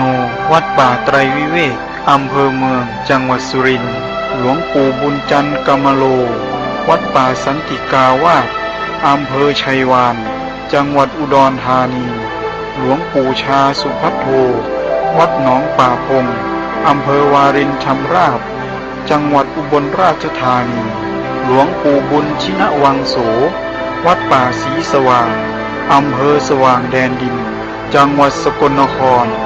หลวงปู่เจี๊ยจุนโฮวัดป่าปุริหัตตปฏิปทารามอำเภอสามโคกจังหวัดปทุมธานีครูบาบุญปันธรรมปัญโยวัดร้องคุ้มอำเภอสันป่าตองจังหวัดเชียงใหม่หลวงปู่ผางจิตพุตโตวัดอุดมคงคาคีรีเขตอำเภอมัญจาคีรีจังหวัดขอนแก่นหลวงปู่บัวสิริปุณโญวัดป่าบ้านหนองแซงอำเภอหนองวัวซอจังหวัดอุดรธานีหลวงปู่วันอุตตโมวัดถ้ำอภัยดำรงธรรมอำเภอส่องดาวจังหวัดสกลนครหลวงปู่จวนกุลเชษโถวัดเจติยาคีรีวิหารภูทอกอำเภอบึงกาฬจังหวัดหนองคายหลวงปู่สิงห์ทองธรรมวโรวัดป่าแก้วชุมพลอำเภอสว่างแดนดินจังหวัดสกลนครหลวงปู่สุภาพธรรมปัญโยวัดทุ่งสว่างอำเภอสว่างแดนดินจังหวัดสกลนครพระราชพรหมยานหลวงพ่อฤาษีลิงดำวัดจันทรารามจังหวัดอุทัยธานีหลวงปู่ล่าเขมปัตโตวัดภูจ้อก้ออำเภอหนองสูงจังหวัดมุกดาหารหลวงปู่ผางปริปุณโญวัดประสิทธิธรรมอำเภอบ้านดุงจังหวัดอุดรธานีหลวงปู่ลีทิตธรรมโมวัดทิติธรรมารามอำเภอสว่างแดนดินจังหวัดสกลนครพระโพธิธรรมาจารย์หลวงปู่สุวัตสุวโจวัดป่าเขาน้อยจังหวัดบุรีรัมย์ครูบาสมหมายนันทิโยวัดคุ้มอำเภอขุนยวมจังหวัดแม่ฮ่องสอนครูบาอินคำอินทนันโทวัดข้าวแท่นหลวงอำเภอสันทรายจังหวัดเชียงใหม่หลวงปู่บุญจันทร์จันทวโรวัดถ้ำผาพึ่งอำเภอชัยปราการจังหวัดเชียงใหม่พระนพีศรีพิสารคุณหลวงพ่อมหาทองอินกุศลจิตโตวัดสันติธรรมจังหวัดเชียงใหม่พระราชมงคลนายกหลวงปู่คำดีปัญโยภาโสวัดป่าสุทธาวาสจังหวัดสกลนครหลวงปู่หลวงกตปุญโญวัดป่าสำราญนิวาสจังหวัดลำปางหลวงปู่พวงสุวีโรวัดป่าปูรูสันติวัฒนาอำเภอหนองหานจังหวัดอุดรธานีหลวงปู่สนันลักขิตสีโลวัดป่าสุกเกษมนิราชไทยอำเภอสว่างแดนดินจังหวัดสกลนครหลวงพ่อจันดีเขมปัญโยวัดศรีสะอาดอำเภอสว่างแดนดินจังหวัดสกลนครหลวงปู่ขานฐานวโรวัดป่าบ้านเหล่าอำเภอเวียงเชียงรุ้งจังหวัดเชียงรายหลวงพ่อดามบทสุมโนอาสมไผ่มรกตเวรุวันจังหวัดเชียงรายแม่ชีแก้วเสียงล้ำสำนักแม่ชีบ้านห้วยทรายอำเภอคำชะอีจังหวัดมุกดาหารเป็นต้นและอีกจำนวนมากที่เรายังไม่ได้จดบันทึกไว้สำหรับปัจจัยที่ทำให้อัฐิของท่านแปรสภาพนั้นมีผู้รู้กล่าวว่าเป็นเพราะพลังจิตของท่านที่ฝึกมาดีแล้วจิตของท่านเป็นจิตบริสุทธิ์จึงทำให้กายของท่านเป็นของบริสุทธิ์ได้ด้วยการจะแปลสภาพช้าหรือเร็วนั้นขึ้นอยู่ที่ว่าท่านบรรลุธรรมแล้วมีชีวิตอยู่ต่อนานหรือไม่ถ้าท่านมีชีวิตครองคาบถันอยู่นานย่อมเป็นที่แน่ใจได้ว่า จะสามารถแปลสภาพเป็นพระธาตุได้แน่นอนและรวดเร็วแต่ถ้าท่านบรรลุธรรมแล้วมรณภาพไปโดยเร็วไม่เป็นที่แน่ใจว่าจะสามารถแปลสภาพเป็นพระธาตุได้หรือไม่หรืออาจจะเป็นแต่ใช้เวลานานร่างกายบางส่วนที่ท่านเพ่งจิตบ่อยๆก็สามารถจะแปลสภาพเป็นพระธาตุได้และมีความใสบริสุทธิ์สะอาดกว่าส่วนอื่นๆพระธาตุกายเป็นสิ่งที่ผู้ปฏิบัติธรรมและพุทธศาสนิกชนทั่วไปให้ความเคารพอย่างสูงสุดและพยายามแสวงหามาไว้สักการะบูชาบางครั้งก็ได้มาแต่เพียงอัฐิชิ้นเล็กๆที่ยังไม่แปรสภาพหรือเส้นเกศาที่ยังไม่แปรสภาพถึงกระนั้นก็เป็นที่หวงแหนของเจ้าของยิ่งนักเพราะพระธาตุนั้นเป็นสัญลักษณ์ตัวแทนของท่านผู้ปฏิบัติดีปฏิบัติชอบเป็นพยานแห่งการบรรลุธรรมให้ผู้ที่สักการะบูชาได้ยึดถือเป็นแบบอย่างและมีกำลังใจในการทำความดีมีกำลังใจในการประพฤติปฏิบัติธรรมให้ถึงธรรมเพราะเมื่อเห็นพระธาตุแล้วก็รู้ว่าการปฏิบัติธรรมนั้นได้ผลจริงบริสุทธิ์จริงพ้นทุกข์จริงแม้กายที่เป็นของหยาบยังแปรสภาพเป็นพระธาตุที่บริสุทธิ์งดงามและทรงคุณค่าหาประมาณมิได้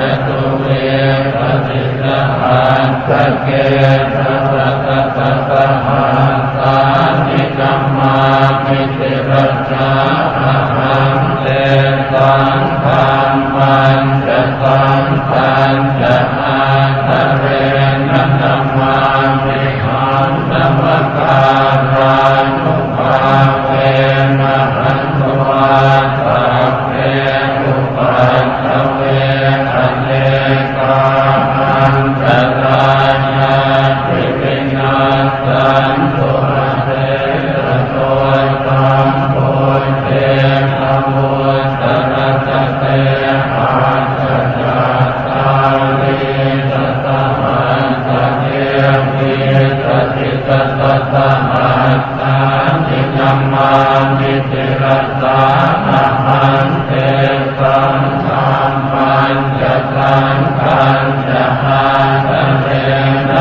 มานิหันธรรมตา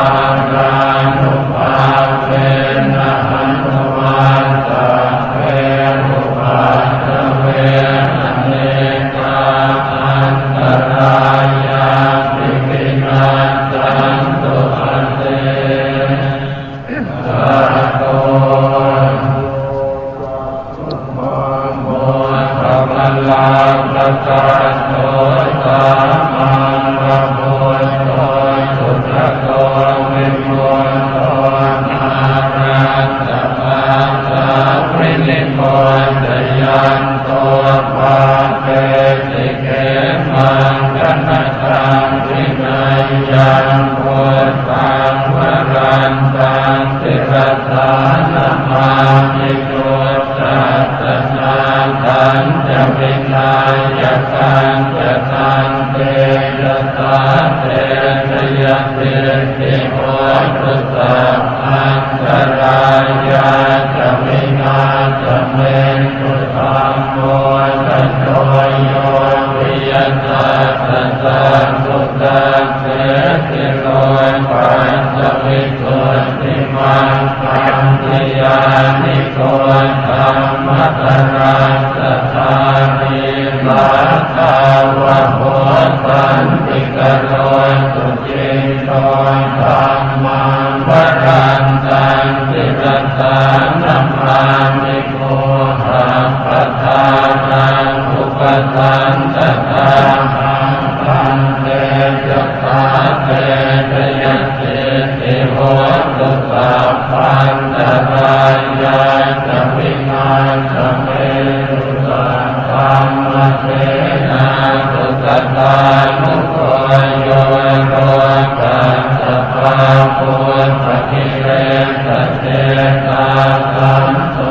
ปยันตังวินิโยทะโพจัสวะทาจัตตัมมังวิติตังกโรติตังธัมมรังตังวิยัสสานะมามิพุทธานุพุทธังสมะเสระเตติตังเตจัสสาเตชยเตติโหตุสัพพันตรายาจะวินาศเมตุสัมมาสัมพุทธัสสะมะเหสิโตธัมโมพุทธัมมัสสัมมาสัสสะวะภะคะเตวะเตนิจันนะโมมหาสัมปัสสะภิวิตุสัจเจระเกติโนนะโมโอปัญญาปัสสังสัรตนาทิยาสัสสะทุปันนะโมโอมะคาติตัสสะสวะปุถยาสัพพินะโมภาราภาเวนะวิภาจันตุปัสสวะนะโมภารานุภาเวนะตุวันติโหตุสัพพะทานะโมภาราสะเจเจนะวิติมิโหติเตชวา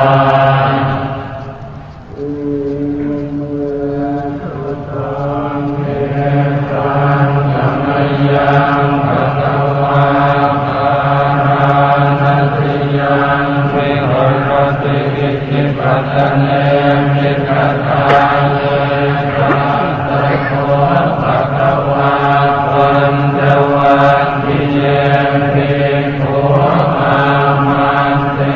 ติภเวเมติภเวอันตาปะปะจิเตนะนะเตปิตาภาโยจายังตาเวสุตามสุขันธิกานุโยโคหิโน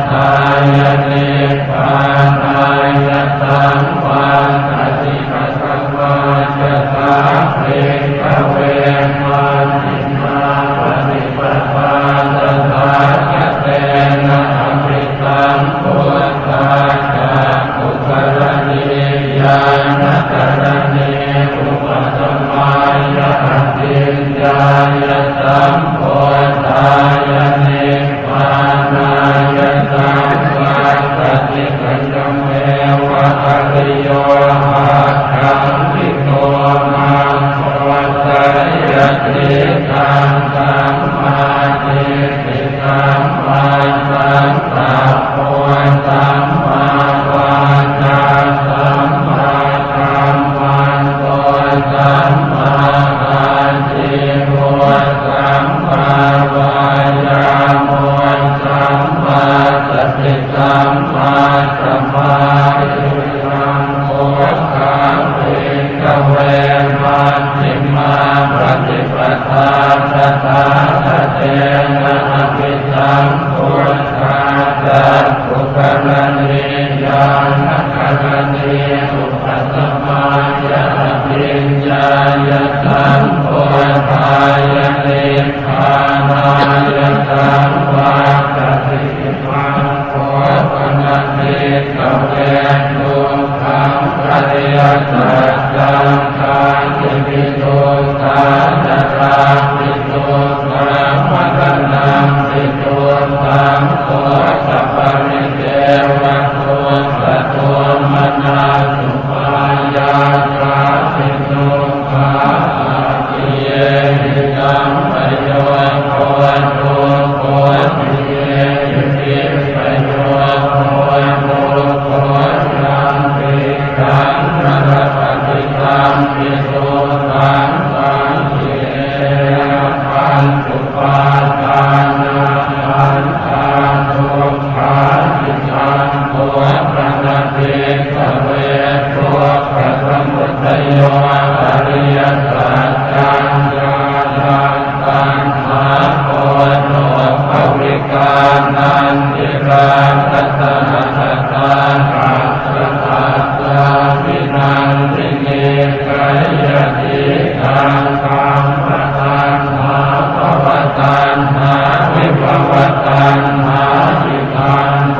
ปะเตกเวโมปฏิโนโต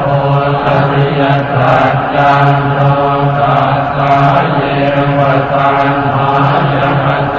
กวิราคัมมิโนโตกาโตปฏิเทสะโตโมตินาลโย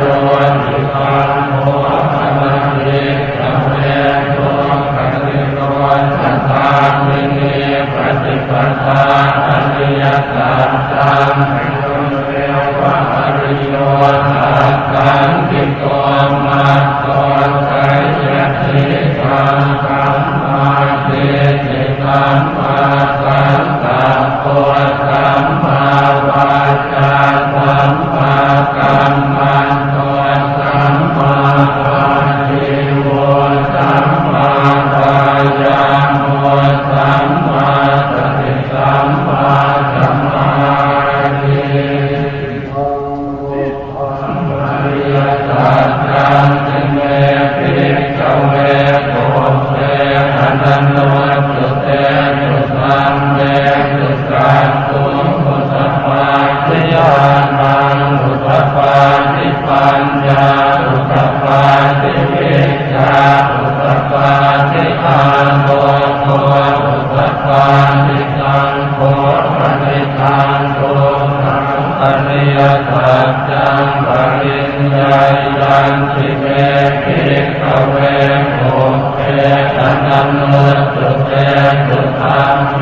สุจักขุงมุตปาทิญาณังมุตปาทิปัญญามุตปาทิวิชชามุตปาทิอาโลโก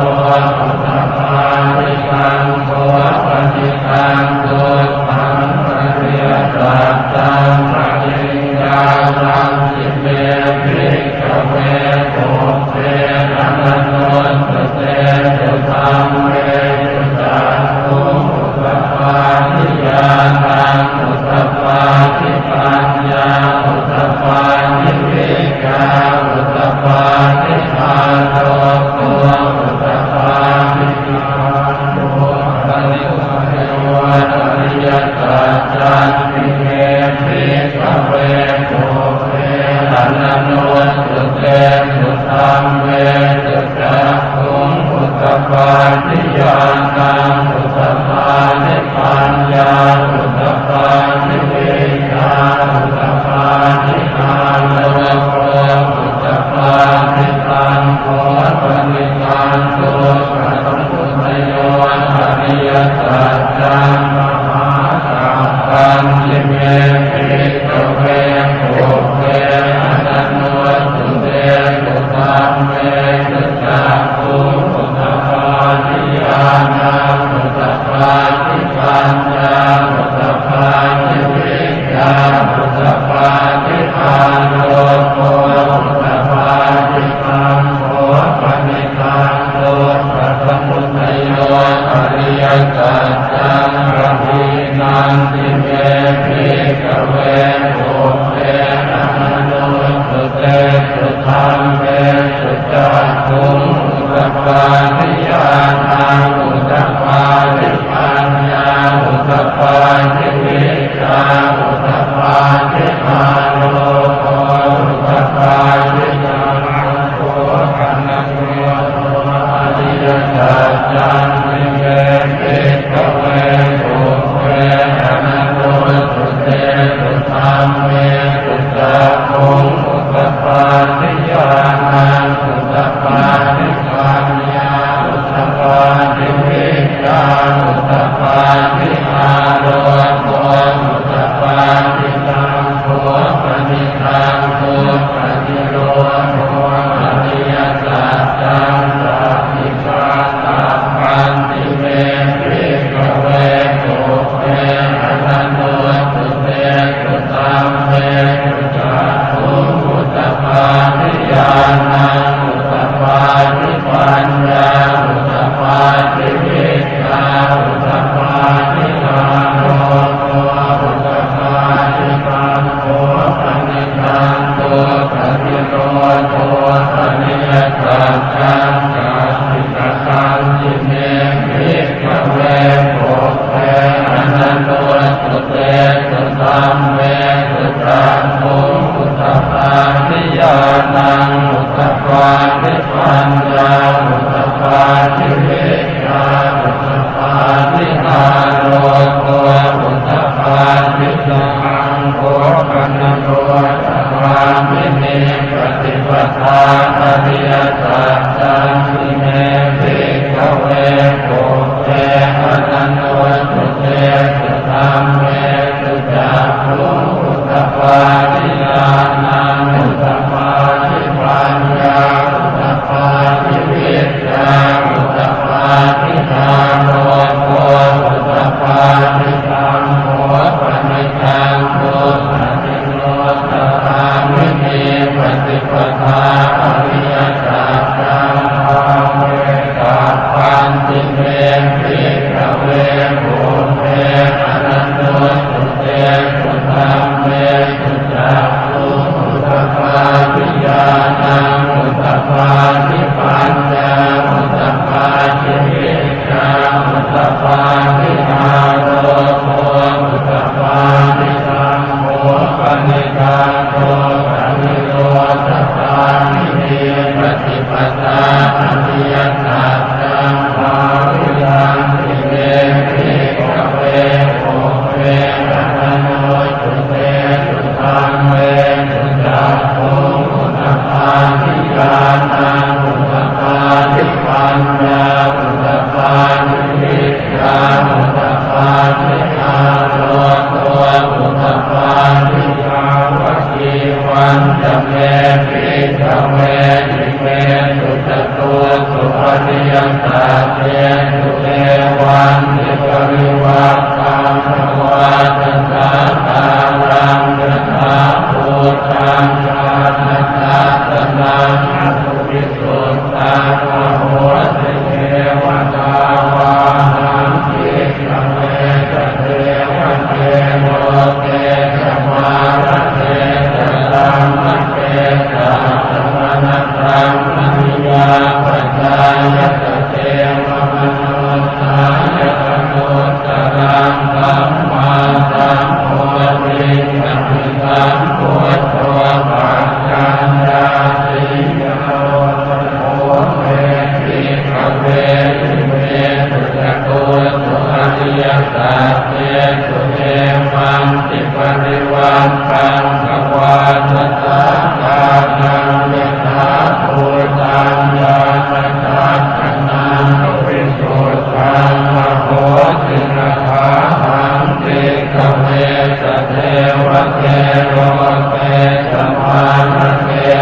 สัมมเท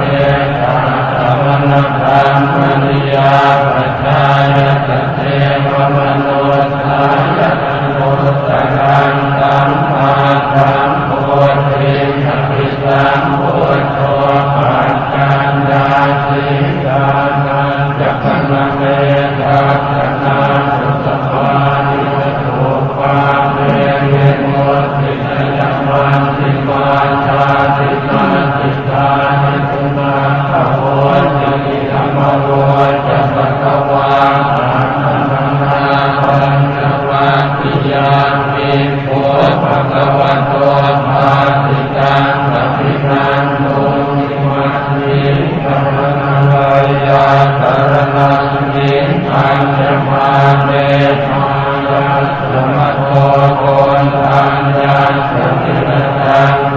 สัมปทังธัมมจักขุมุตปาทิยานินิสมุทัยธัมมังสัพพันธังนิโรธธัมมังนิโรธติเตสัพพะวะตาธัมมจักเยตุมาเทวาสัตมโนสาเวตุเตธัมภะคะวะตาภารานัติยังอิติปัฏฐเนมิอัตถาเยชโนสรังธัมมจักขังภวันติตังสัพพติวันติยังสัมมเนนวาธัมมเนนวาเยเวนวามาเยนวาธัมมุตาวาเกณติวาโรมัสมิเทวานังสัพพังพุทธวาจาตุมหาราชิกาเทวาสัพพมโนสาเวตุสาตุมหาราชิกานังเทวานังสัพพังพุทธวาสิงคาเทวาสัพพมโนสาเวตุสาวติงคานังเทวานังสัพพังพุทธวานามาเทวาสัพพมโนสาเวตุนามานังเทวานังสัพพังพุทธวาสุปิปาเทวาสัพพมโนสาเวตุสุปิกานังเทวานังสัพพังพุทธวาสิมานักติเทวาสัพพมโนสาเวตุสิมานักตินังเทวานังสัพพังพุทธวาภะคะนิมิโตภะคะวะติเทวาสัพพมโนสาเวตุภะคะนิมิโตภะคะวะตินังเทวานังสัพพังพุทธวาปานิกาเทวาสัพพมโนสาเวตุเตตังภะคะวะตาภานานัตติยังอิติปัฏฐเนมิอัตถาเยนะโมตัสสะธัมมจักขังภวันติตังสัพพติวันติยังสัมมเนนวาธัมมเนนวาเทเวนวามาเรนวาธัมมุนาวาเทนะนิวาโรสัมมิ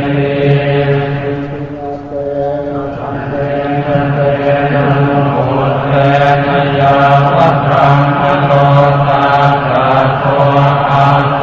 กาสิยังสัตตะสหัสสิโลกัสสะตุสังตังวิสังกตังวิสังกเวทิอัตถมาโนจะโอลาโลโอภาโสโรเทปาตุละโหสิอนิรัมเมวะเทวานังเทวานุภาวังสัตตโคปะคะวาอุทานังอุทาเนติอัญญาติวัตโพโพตันโยหันยาติวัต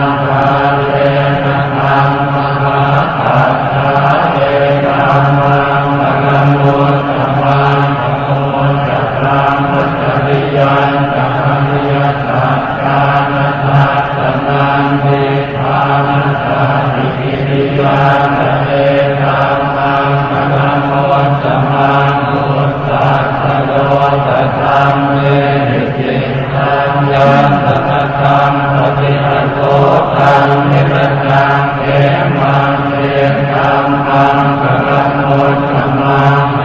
ตามิจามิกัตวานัสสะภะธัมมปราชิตาสัพพันธโสติสัพพันติกัมเตสัมมังสรณโฆธัมมังติสังคิตวาปุราวาสัพเพตวายังรัตนังปเนกังนโลสัมมาทัฏฐิตถาคเตนะมิตังวิโภเตรัตนังปเนกังเตเตนะสัพเพนะสุวรรณิโหตุขยังวิราชังอมตังปเน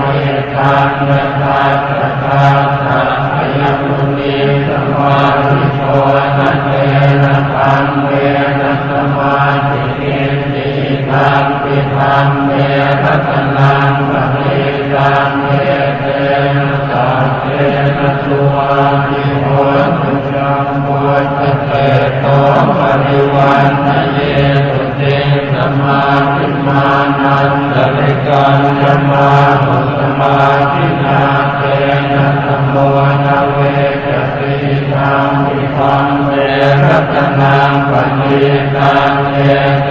นะสัพเพนะสุวรรณิโหตุเตโมคคลาตันตสตังมัสสาตาจัตตาริเอตานิสุปานิโหติเตระตินัยยาภุตตะตตาวะกาเยเตสุตินาภิมหาปนานินังมิตังเตรัตนังปเนกังเตเตนะสัพเพนะสุวรรณิโหตุเตโสปโยตามรัสสะตังเมนะปิปังมิโนโหตัมมัสสะนังมิเตปะทิวาตาอมตังวิกายหราทานุตานิโหติปุญจมานานิสังวิสังเตรัตนังปเนกังเตเตนะสัพเพ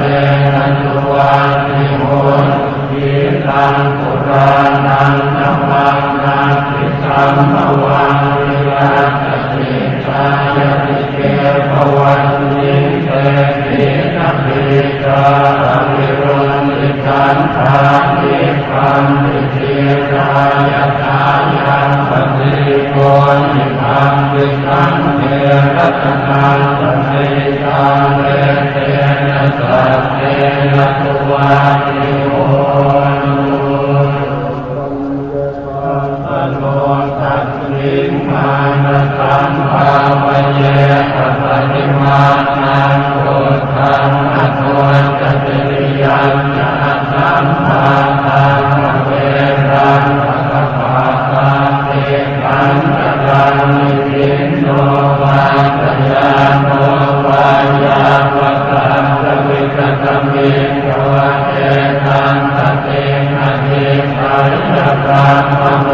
ตังวิหารังนิสัมมาหุเตปิจานุปปัมมะเทกวาทานตันเตนะสัมปันโนตังเตสุวินัยเตธัมมิตังสุปันปัสสะยังมุนเตติพุทโธอะระมะโนธัมโมอะระมะโนสังโฆธัมมานะวันตามิสิกิสัพพานิอภิเวสิกาสัตตปฏิวุณนานาภิสระภูนโหติกาปตาเมยะภาปตาเมทะเลกาปฏิสัมมันตุโภตานิโสหังนะโมภะคะวะโตนะโมตัสสะนะสัมมาสัมพุทธัสสะสีลกุโนสัจจังโสใจยโนสัจจาเตนะสัจเตนะปาหังมิสัจติยโนโนสัลลังภาวะจิตวาธัมมะปรังสริตวาโสภะเตติเตชะพะละมวะ ยัสสะกิริยมกาสหันสันติตาธาปัสสนาสันติปาทาวันชนะมาตาสิกขาปณิปันธานาเวนะปะเทกรรมตาตาเจนะเตมันหังปัฏฐาปัจจริโตสิกิวัตเตติโตรัตถะเร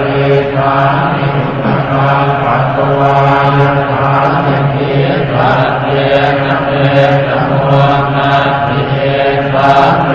ตัสสะวารังติหังธัมมาสัมพุทโธเวชาจรณะสัมปันโนสุขโตโลกวิโตนะโตจะโตปุริสสัมมัสสังกติสัพพะเทวมนุสสานังพุทโธภะคะวาติสวาคาโตภะคะวะตาธัมโมสันติติโกภะกาลิโกเตหิปัสสิโกโหปัญญิโก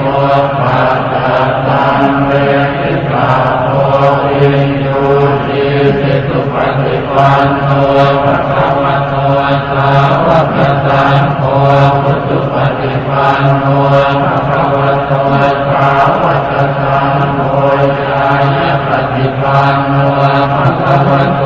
สาวกสังโฆสังฆปฏิปันโนภะคะวะโตสาวกสังโฆ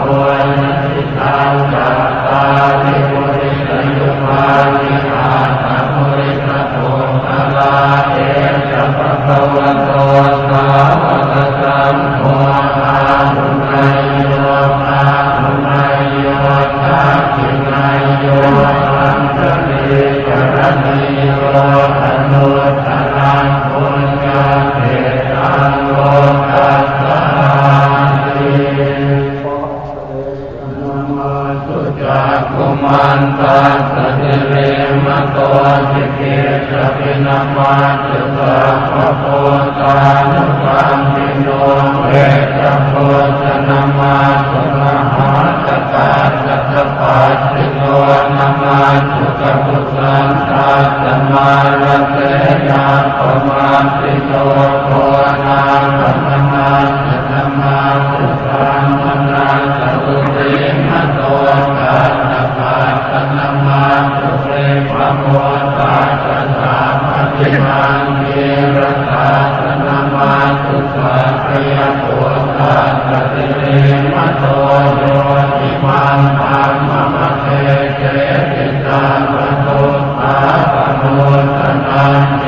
จาพิเตปุตตาโลเกยตาโตสัมปิปัสสิตุมเตชะนาปฏิสุนามหันตาเว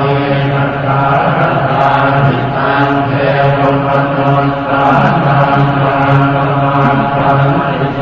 สัมมังเวชาจรณะสัมปันโนหันตังเวชสารตังเวชาจรณะสัมปันนังพุทธังธัมมังมะโคสัมมังวิสังฆาโตธัมมานังวิจโยสัทธาวิริยังเตติปัสสะติโพธังกานัตตาภะเรสมานุเตตะโพธังกาสัพเพเตสัมปทาสินามุนินาสัมปทาภาตาภาวิกาภะเวกตาสัมปัฏฐันตินะปิญญายะเนวานายะตะโพธิยาเอเตนะสัจจวัตเตนะโสติเกโหตุสัพพตาเวตัสมิงกัมมะเยนะโสโภคันมานัญญะกัสสะปังวิลาเนโตติเตเตสวะโพธังเตสัตเตตลิเกจะตังอภินันทิตวาโลภาโมจิสุตังกัมเมเตเตนะสัจจวัตเตนะโสติเต โหตุสัพพทาเวชนะธรรมราชาภิเกนันเยนาภิติริโตจุนมาเตเรนะสันเดวะปนาเปโรอานาตนังธัมโมจิตวานะอาภาราตัมมาวุฒาติภานะโตเอเตนะสัจวัตเตนะโสติเตโหตุสัพพทาสีนาเตนะอาภาธาตินังนัมปิมเหตินังมาคาหัตถิเยสาวะปัตตานุหัตถิจัมมตังเมเตนะสัจวัตเตนะโสติเตโหตุสัพพทามังควันมังคลังจะโยตามนาโมสัตุนาสัตโตภาภะกะโหตุสุปินังอัตตังปังพุทธานุภาเวนะปินาสัมเวสุยันตุนิเตตังภวมังคลังจะโยตามนาโมสัตุนาสัตโตภาภะกะโหตุสุปินังอัตตังปังธัมมานุภาเวนะปินาสัมเวสุยันตุนิเตตังภวมังคลังจะโยตามนาโมสัตุนาสัตโตภาภะกะโหตุสุปินังอัตตังปังธัมมานุภาเวนะปินาสัมเวสุตังโมสัทธังโมสัมมังวรันติปังเทวมโนสานังพุทธเตเตนะโสตินานาสันตุปัสสวะสัพเพทุกขาโภปัสสเมตุเตนะปัสสวะธัมมรัตนาโมสัทธังโมสัมมังวรันตินาโภปัสสมนังธัมมเตนะโสติญาณังสันตุปัสสวะสัพเพทุกขาโภปัสสเมตุเตนะปัสสวะสังฆรัตนังโมสัทธังโมสัมมังวรังมาหุลายังปาหุลายังสังฆเตเตนะโสติญาณังสันตุปัสสวะสัพเพโล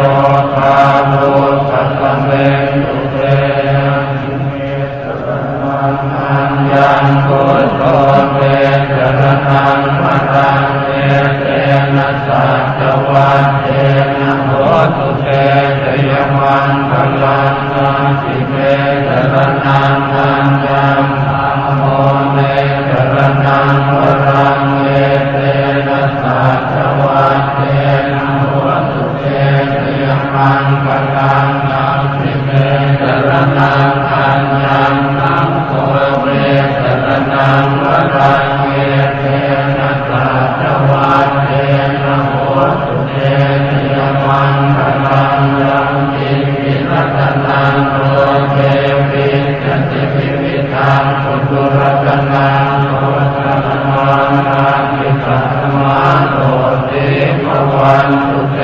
ยังจิติรัตนังโลเกวิจติวิวิธังปุถุรัตนังธรรมสมานาติสัตมาโตติภวันตุเตยังจิติรัตนังโลเกวิจติวิวิธังปุถุรัตนังสังฆสมานาติสัตมาโตติภวันตุเตจะนิทุกขาพยัญปัสสะจะนิพยาโสขปัสสะจะนิโสภาโหตุสัพเพวิปานิโตเตจาระกานังเวหิตัมปตังปุญญตัมปตังสัพเพเทวานุโมทันตุสัพพสัมปะทิเตติยาทานังตันตุสัพพายติรังรักขันตุสัพพ ตาภาวนาทิรตาโหตุมาสันตุเทวตาปัสสา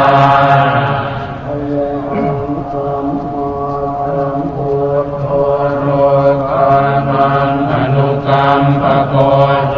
นายานังปโกเจตาสันติมาคานุภาสโกชวาคาโตพุทธโมธัมโมโรปานังปัสสาระโกมินานิวาสสุขัสมาธัมมจารีสุปาละโกจุปฏิปันโนมหาสังโฆโลกานังบุญเขมาปโรติระเก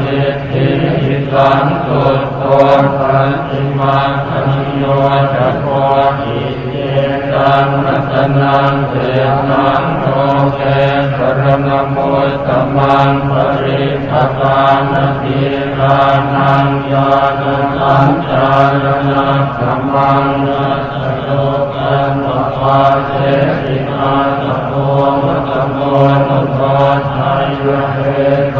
อิมาคัมมะเกมะคัปปโจตนังสันติสุเทประเทศาตุโยตระนัสตันติโตภะคะเมตันติรัตนังพระโลกัตวามรังติกังสัจจังปัตวาปเทสัสสายเตเกนะโหตตังทิติปัญญาติปารายสติติยาภัสโสทะเนสัมมนุญญังวรัตถัสสะวันทานังเจติกายกังเยปังสัสสะเกเจตุสังขังปัตวานาทิสตังปฏิจนังยิตังโพชสนัสสะปัสสะสนังเอวังปัสสะสนุปาเยนะทิรังเจตติมาสนังสัจจะชยานุภาเวนรัตนาชยเตจสาชยชาติโรเจตุสัพพสัมปติสิทธิยาอิทิปะโกตุเวปุณังวิรุณหิงจุจริงกตาหิรังนิจตุโลกัสมิงสัมมาสัมพุทธัสสะพนังปัสเสตังโสตวันโตนังมังสรังสวิสุทธิยานิลันทิวัสุนิพายุทายญาณังทังตกาลิโยวันนวาปรสัมปันโนติรามโยจเนพโยนัสสันตธรรมมนุญญันตรังติสตุโกจินารัตนาสยานภาเวนรัตนาสยาสมิจทายานังรัตภาลีนังสัพพเสติสธาธิรังเสมิจทายานังโพธิสันติรังสรังภวัตสังกริโยโสชตุสาเนนะสัมปทานิยังเอมนุสสานังมังคลันทายภาสิตังสัจจันตานุภาเวนะโหตุลาตุเลสุขังเยเยอารักขกาเทวานาสตัสสะทิวาติโนอิมินาธัมมทาเนนะสัพเพธัมเมหิโกจิตาสมาปัสสานิปัสสันตุสุชาโหตุนิพยานะปมัสสาจะหัมเมตุสัพเพนะขันตุโนสตานันจโนภาสมาเนหิตุสลังปัสสุตังพระหุงตันโนเทวานุโมทันตุสิลังติตันตุสัพพสังเทวาชลาพุทธันตาสังเสตโชปปาติกาเวราโหตุสัพเพเตอนิพานิปัสสวานังตุอนวัชฌานิมาชตาวัชฌมาธัมมา สัมมาสัมพุทธัสสะสนังคาเสตังโพธวันตุนังมังคังรัตถมิสุทธิยายาวะพุทโธทินังมังปิโนจเจตังสัตถโนสัมมาเสติกตังมาสัพวันตติมเหติโนสัมปันธาโหตุสัพเพปิปามิโนมุตตะสาสเนสัมมาทานังสเวจันโตกาเลเทโวปวัตตะโพธิภาวายสัตตานังสมิสังเมตุเมตันติมาลาภิตาจะอัตตจังนิจังรักขันติพุทธกังเอวังธัมเมนะราชาโนปัจจังรักขันตุสัพพะทาพลังปัสสะปัจเจกานันจะยังพลังอรหันตานันจะเตเชนรักขันพันธามิสัพพะโสมังคลังรักขันตุสัพพะเทวตาสัพพะพุทธานุภาเวนัสธาโสติภวันตุเตภวตุตามังคลังรักขันตุสัพพะเทวตาสัพพะธรรมานุภาเวนัสธาโสติภวันตุเตภวตุตามังคลังรักขันตุสัพพะเทวตาสัพพะสังฆานุภาเวนัสธาโสติภวันตุเตภูตานังปาปัตตะนิวารณังปริทัสสานุภาเวนะหันตวาเจตังอุปัฏฐเวนะทัสสยะภูตานังปาปัตตะนิวารณังปริทัสสานุภาเวนะหันตวาเจตังอุปัฏฐเวนะทัสสยะภูตานังปาปัตตะนิวารณังปริทัสสานุภาเวนะหันตวาเจตังอุปัฏฐเว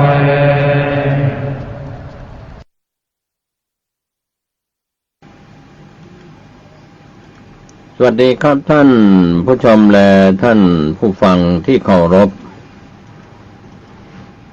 วันนี้ธรรมสาระที่จะแบ่งปันให้ท่านได้คิดได้พิจารณากันผมเกษตรเพชรมิตรวิทยากรก็ได้นำพาท่านเรื่องของบูชาคุณพระศรีรัตนตรัยมาบ้างแล้วนะครับในการที่เราเกิดเป็นมนุษย์ได้พบพระพุทธศาสนาก็ถือว่าเป็นสิ่งที่เราหลายคนหลายท่านก็จะต้องนึกถึงคำสอนของพระพุทธเจ้าในบทพุทธคุณที่ว่าสัทธาเทวมนุษย์สานังพระพุทธองค์ทรงเป็นครูของเทวดาและมนุษย์ทั้งหลายครับก็เป็นส่วนที่เราหลายคนหลายท่านอาจจะมองข้ามว่าพระพุทธเจ้าเป็นครูของเทวดาและมนุษย์ทั้งหลายอย่างไร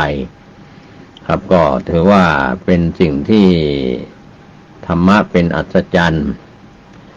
การสร้างบุญบารมีของพระพุทธองค์ในยุคในสมัยหลังจาก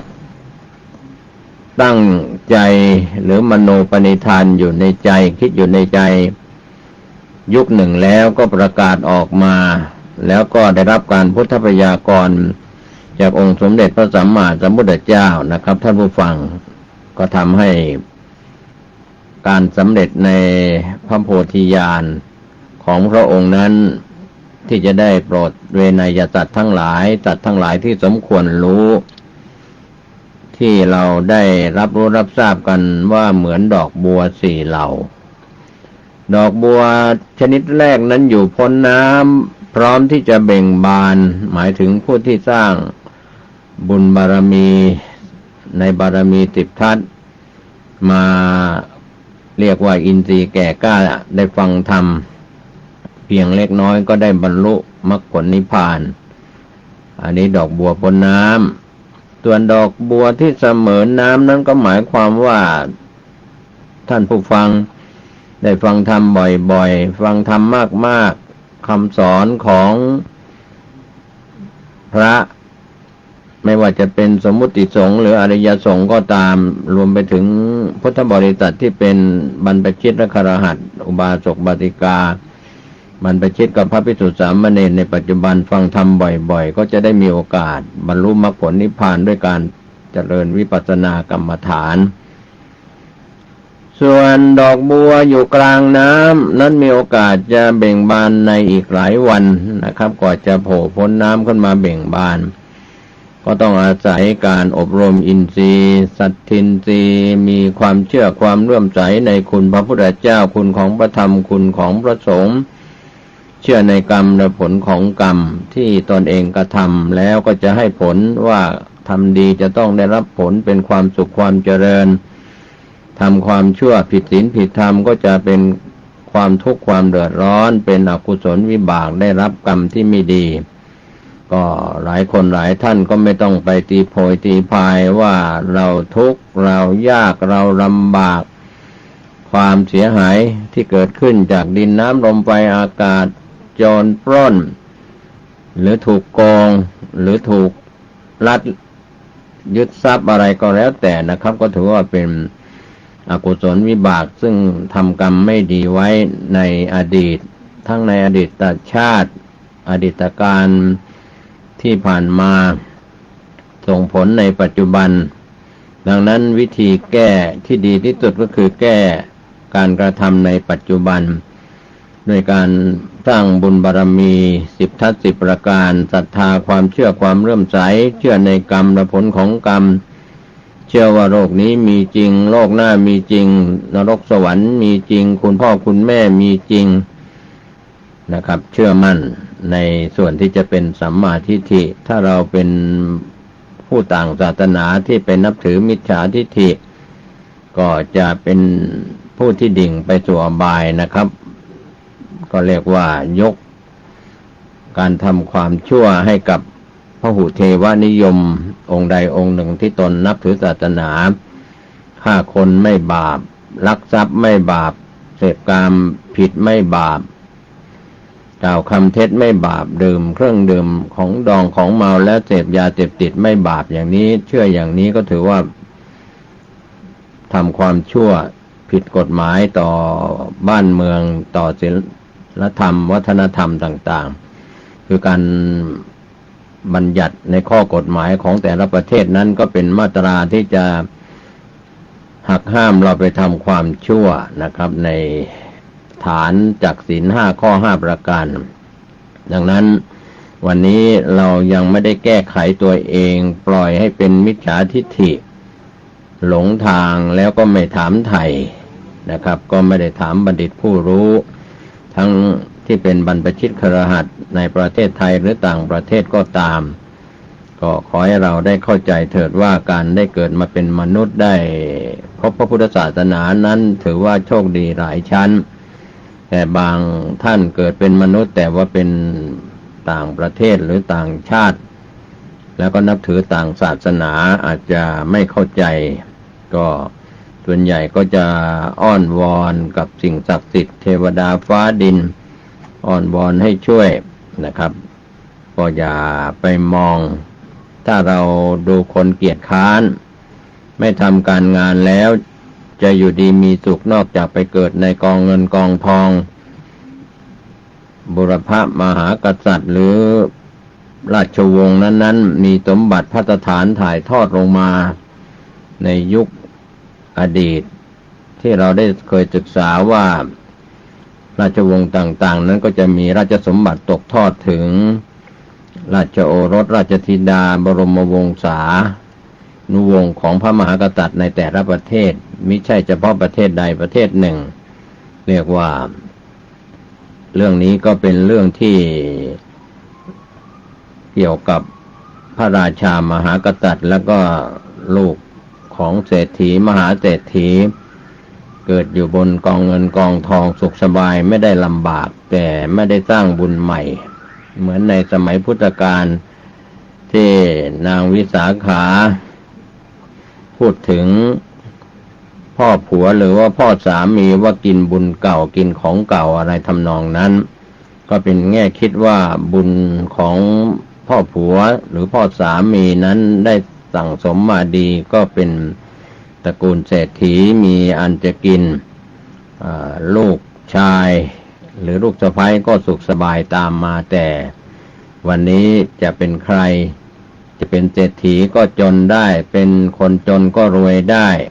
ไม่มีอะไรเที่ยงแท้แน่นอนแม้ว่าในอดีตจนถึงปัจจุบันอินเดียก็ดีหรือโบราณนั้นอาจจะมีการถือชั้นวรรณะการรังเกียจกันด้วยชนชั้นวรรณะกษัตริย์วรรณะพราหมณ์วรรณะแพทย์วรรณะสูตรก็กีดกันให้เห็นถ้าใครไปทัศนศึกษาที่ประเทศอินเดียเนปาลและโดยเฉพาะประเทศอินเดียแดนพุทธภูมิก็จะเห็นอยู่เรื่องของวรรณะที่ต่างชนชั้นวรรณะกันอะไรกันแต่ล้วนแล้วแต่มีความทุกข์ทั้งนั้นนะครับจะเป็นวรรณะกษัตริย์พราหมณ์แพทย์สูตรที่องค์สมเด็จพระสัมมาสัมพุทธเจ้าได้บังเกิดขึ้นใน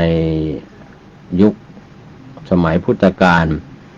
2,500 กว่าปีมาแล้วครับชาวอินเดียที่พ้นทุกข์ไปบรรลุมรรคผลนิพพานไปหรือได้ฟังธรรมได้ดวงตาเห็นธรรมหรือเข้าถึงพระรัตนตรัยก็แล้วแต่แล้วก็ในการประกาศพระศาสนามีพระธรรมทูตส่งมาในสายต่างๆก็รวมถึงประเทศไทยในสมัยโบราณด้วยนะครับในแถบการส่งพระธรรมทูตจากอินเดียมาตามสายต่างๆครับที่เราได้ศึกษาจากโบราณอาจารย์บัณฑิตว่ามีใครบ้างมาสายไหนอย่างไรที่มาเป็นธรรมทูตเผยแผ่ธรรมะให้ชาวโลกได้เข้าถึงความสุขดังนั้นวันนี้ถ้าเรามาพิจารณากันเรื่องที่คุณเชื่อ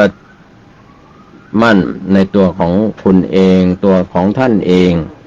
เราก็จะเห็นความจริงที่ว่าเชื่อในกรรมแล้วก็เชื่อในผลของกรรมเชื่อในกรรมก็คือกรรมดีกรรมชั่วเชื่อในผลของกรรมก็คือผลของความสุขแล้วก็ความทุกข์ที่เป็นผลของความดีก็เป็นความสุขถ้าเป็นผลของความชั่วร้ายก็เป็นความทุกข์แค่เชื่อในกรรมและผลของกรรมนั้นเราก็ไม่ได้ปิดทางไม่หลงทางแล้ววันนี้หลายคนหลายท่านยังมัวเมาในเรื่องของลาภยศสรรเสริญสุขอยู่ก็จริงในยุคใดสมัยใดถ้าเรากินบุญเก่าได้รับอานิสงส์ของการสร้างคุณงามความดีเก่าๆในอดีตชาติจนถึงชาตินี้ก็เราก็ไม่แปลกอะไรเลยที่หลายคนหลายท่านเคยร่ำรวยก็ยากจนได้เคยยากจนก็ร่ำรวยได้เหตุใดจึงไม่มีอะไรเที่ยงแท้แน่นอนคนรวยก็อาจจะรวยยิ่งขึ้นคนจนก็อาจจะจนต่อไปอีกถ้าไม่ได้นำหลักธรรมคำสอนในทางพระพุทธศาสนาที่พระพุทธองค์ทรงตรัสไว้ว่าคาถาหรือว่าคำย่อๆว่าหัวใจเศรษฐีอุอากาสะก็ประโยชน์ในปัจจุบันนี่แหละครับอุทธานสัมปทาขยันหมั่นในชาตินี้เรามี10 นิ้วของมือของเท้าแล้วก็อวัยวะสมบูรณ์ก็จะต้องทำงานเพื่อแลกกับค่าตอบแทนหรือการประกอบอาชีพทำไร่ทำนาทำสวนทำราชการอัตวิสาหกิจหรือ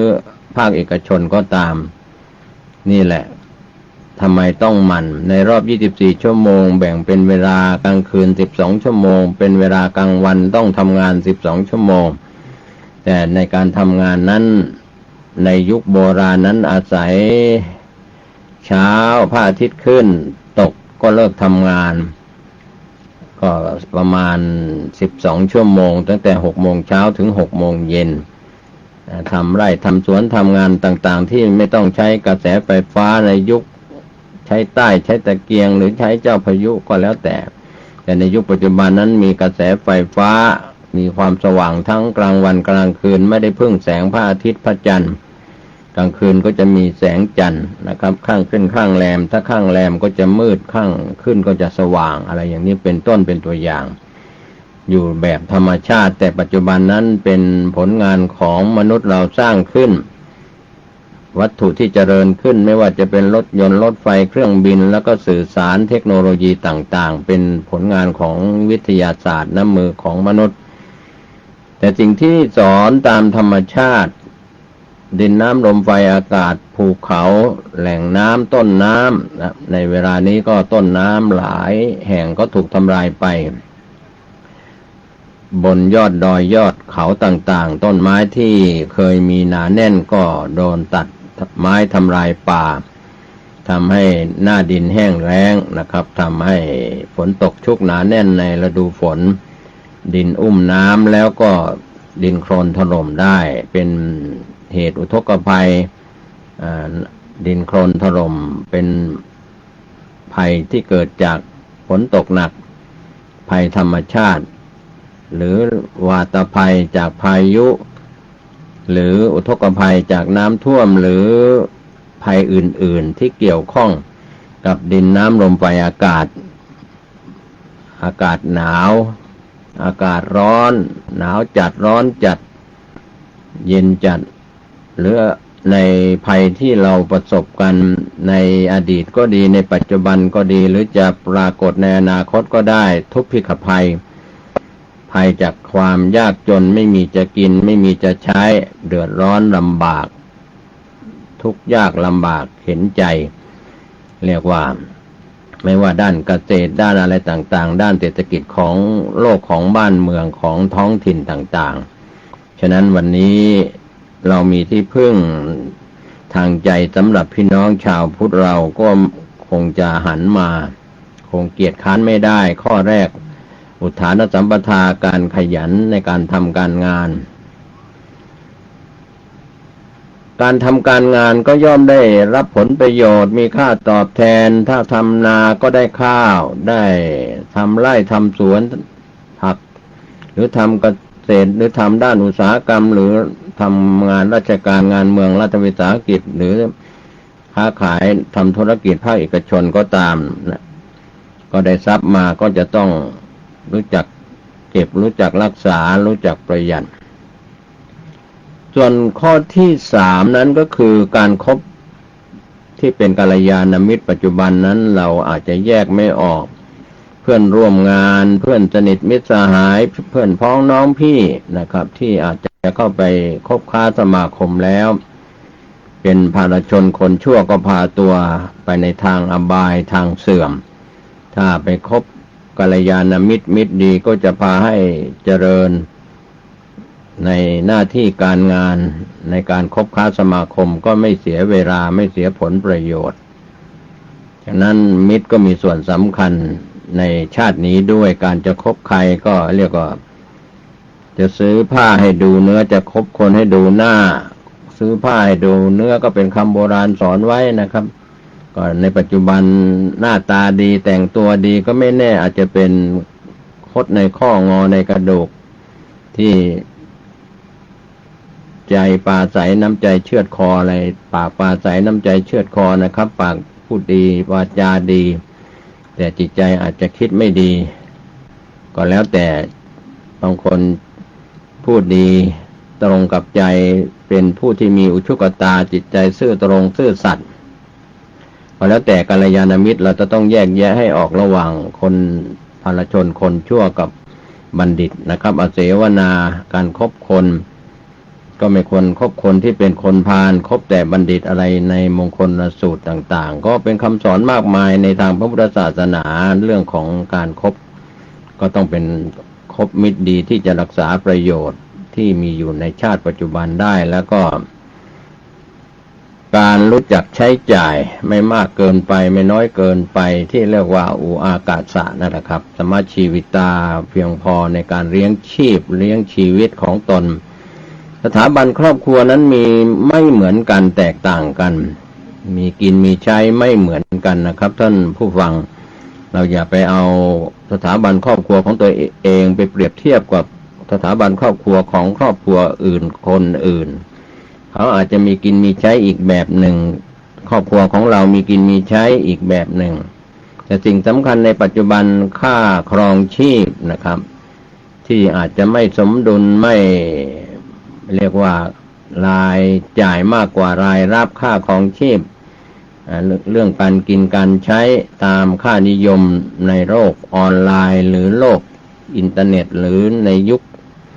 ไฮเทคที่มีอะไรต่างๆว่าทันสมัยว่าเราฉลาดแล้วแต่ว่าอาจจะถูกสื่อสารนั้นที่ให้คุณก็ดีไปให้โทษมัวเมาประมาทไปก็อาจจะทำให้เรื่องของหนี้สินทั้งในระบบและนอกระบบตามมาทั้งบ้านที่ดินที่อยู่อาศัยปัจจุบันนั้นแบบลูกหลานชาวไร่ชาวนาชาวสวนเคยอยู่แบบลูกหลานเกษตรกร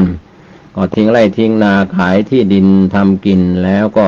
เป็นเศรษฐีใหม่ได้ไม่นานก็เรียกว่าไม่ได้ทำเกษตรกันแล้วทิ้งไร่ทิ้งสวนทิ้งนาหรือคนที่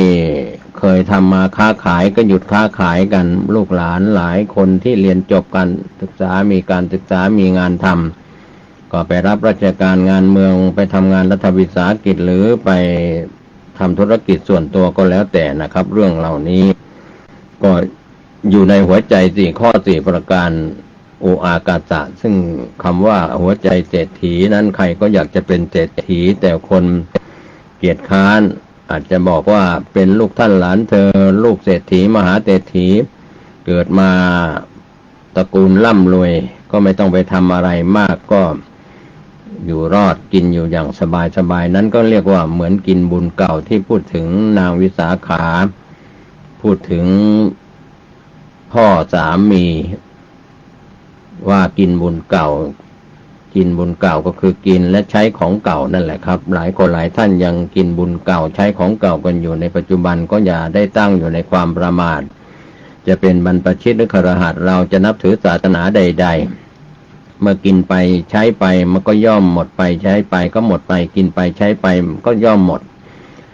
เหมือนกันนะครับทุกชีวิตทุกสถาบันทุกครอบครัวเราจะต้องรักษาสถานภาพครอบครัวของตนถ้ามีหนี้สินทั้งในระบบนอกระบบเรียกว่าชักหน้าไม่ถึงหลังชักหลังไม่ถึงหน้านะครับเรียกว่ามีหนี้สินเข้าข่ายดินพ่อขังหมูเรียกว่าเดือดร้อนไปตามๆกันดังนั้นวันนี้ที่พึ่งทางใจของพี่น้องชาวพุทธหรือคนไทยหรือ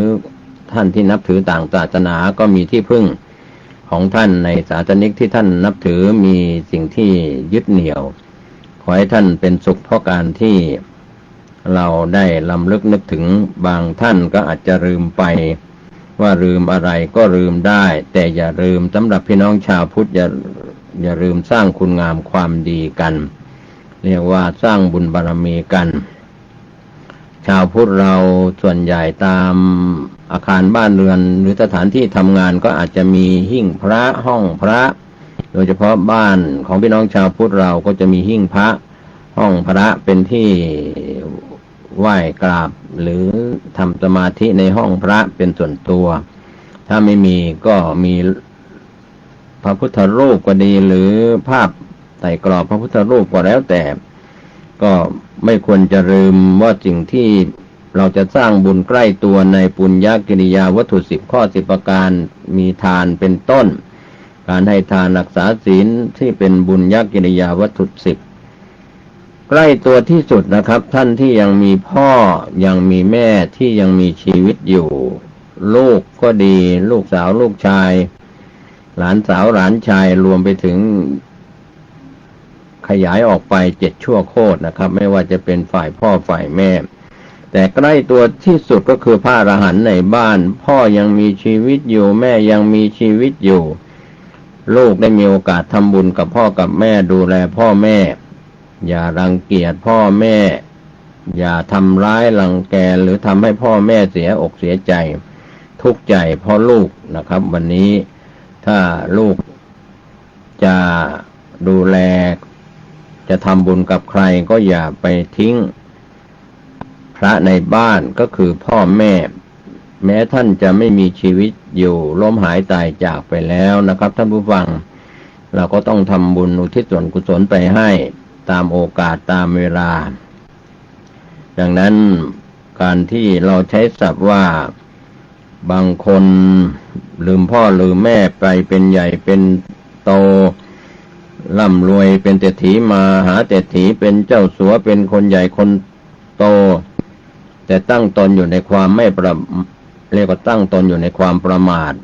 ไม่รักพ่อไม่รักแม่ไม่ยกย่องไม่เทิดทูนพ่อแม่ก็ทำให้ความกตัญญูรู้คุณและตอบแทนบุพการีคือพ่อแม่ซึ่งเป็นพระอรหันต์ในบ้านนั้นทำบุญใกล้ตัวยังไม่ได้ทำอย่าไปทำบุญกับพระที่วัดไหนถ้าท่านมีพ่อมีแม่ที่เป็นลูกที่ดีอย่าทอดทิ้งพ่อแม่ตายไปแล้วก็ทำบุญอุทิศส่วนกุศลไปให้ตามหลักการในทางพระพุทธศาสนาดังนั้นการที่เราจะใช้บุญเก่าบุญใหม่จะสร้างบุญคือเรียกใช้อานิสงส์บุญเก่าที่ทำไว้แล้วในอดีตเคยให้ทานไว้มากๆเกิดมาชาตินี้ก็อาจจะเป็นลูกหลานหรือเป็นคนเกิดในตระกูลเศรษฐีมีอันจะกินมีอันจะใช้แต่ถ้าไม่ได้ให้ทานไว้เกิดมาชาติหนึ่งพบใดก็จะเป็นคนทุกข์ยากลำบากเหมือนคนที่รักษาศีลเจริญภาวนาก็เช่นเดียวกันดังนั้นบุญที่อยู่ใกล้ตัวที่เราทำได้ก็คือการให้ทานการรักษาศีลและการเจริญพระกรรมฐานแต่สิ่งที่ผู้ดำเนินรายการตอกย้ำวันนี้ก็เรื่องของการได้เกิดเป็นมนุษย์และได้พบพระพุทธศาสนาแบ่งปันให้ท่านผู้มีสติปัญญาได้คิดได้พิจารณากันว่าเราจะต้องสร้างเองอย่าไปรอคอยว่าคนอื่นโดยเฉพาะรอคอยว่าลูกหลานเมื่อเราตายไปแล้วลูกหลานจะทำบุญอุทิศส่วนกุศลไปให้เราทำติดตัวตามตนไปเลยในขณะที่ยังมีชีวิตอยู่จะอยู่ในฐานะยากดีมีจนจะร่ำรวยเป็นเศรษฐีมหาเศรษฐีแล้วจะเป็นใครจะร่างกายสุขภาพร่างกายแข็งแรงก็รีบทำหรือจะทุพพลภาพก็รีบทำในส่วนของทรัพย์ภายในที่เป็นบุญเป็นกุศลวันนี้ท่านจะได้สบายใจว่าเราได้ทำทานได้สมาทานรักษาศีลได้เจริญพระกรรมฐานนั่งสมาธิเจริญภาวนาเดินจงกรมนั่งสมาธิสิ่งเหล่านี้จะเป็นที่พึ่งติดตัวตามตนเราไปได้นอกจากนั้นทรัพย์สมบัติเข้าของเงินทองที่เรามีอยู่เต็มบ้านเต็มเงินฝากเต็มธนาคารมากมายจะนับกันเป็นหมื่นเป็นพันเป็นแสนเป็นล้านกี่ร้อยล้านพันล้านกี่หมื่นล้านนั้นก็ไม่มีความหมายคนทิ้งไว้ให้คนที่อยู่ด้านหลังได้กินได้ใช้แต่สิ่งที่จะแปลสภาพจากทรัพย์ภายนอกมาเป็นทรัพย์ภายในสำคัญที่สุดวันนี้ที่ผู้ดำเนินรายการแบ่งปันให้ท่านได้คิดกันอยู่เสมอว่าเรายังมีชีวิตอยู่ได้เห็นกันอยู่โดยเฉพาะญาติพี่น้องในสถาบันครอบครัวเราเห็นหน้ากันเราช่วยเหลือเกื้อกูลกันหรือคนที่ไม่ใช่ญาติก็เหมือนญาติเรียกว่าญาติธรรมเห็นหน้ากันช่วยเหลือกันยิ้มย่องผ่องใสก็หากันไม่ใช่หน้าบึ้งหรือว่าจองเวรจองกรรมทะเลาะเบาะแว้งขัดแย้งกันแม้แต่คนที่เป็นญาติพี่น้องสายเลือดเดียวกันหรือไม่ใช่ญาติก็ตาม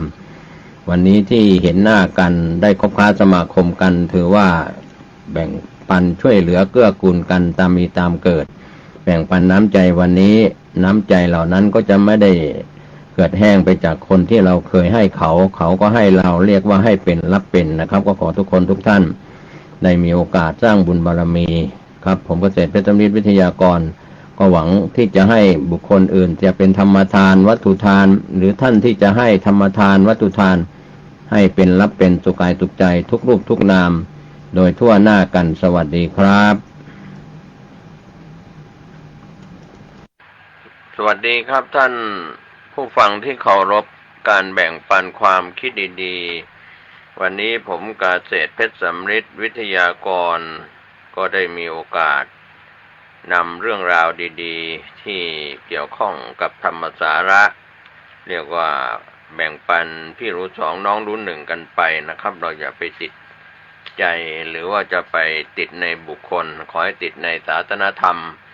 คำสอนเรื่องของศีลสมาธิปัญญาให้มากนะครับ เพราะว่าคนเราในศาสนาบุคคลติดในบุคคลจะเป็นพระภิกษุสามเณรหรืออุบาสกอุบาสิกาศรัทธาพี่น้องชาวพุทธที่เลื่อมใสการเข้าถึงแก้วทั้งสามประการก็มีพุทธรัตนะมีพระพุทธเจ้าเป็นที่พึ่งที่ระลึกธรรมรัตนะมีพระธรรมเป็นที่พึ่งที่ระลึกสังฆรัตนะมีพระสงฆ์เป็นที่พึ่งที่ระลึกนะครับก็ถือว่าเราอยู่ในกรอบของรัตนะทั้งสามพระพุทธเจ้าพระธรรมพระสงฆ์ส่วนรัตนะที่เป็นแก้วอื่นๆก็ยังสู้แก้วทั้งสามประการนี้ไม่ได้เพราะว่าเมื่อเราเข้าถึงแล้วเป็นที่พึ่งได้จริง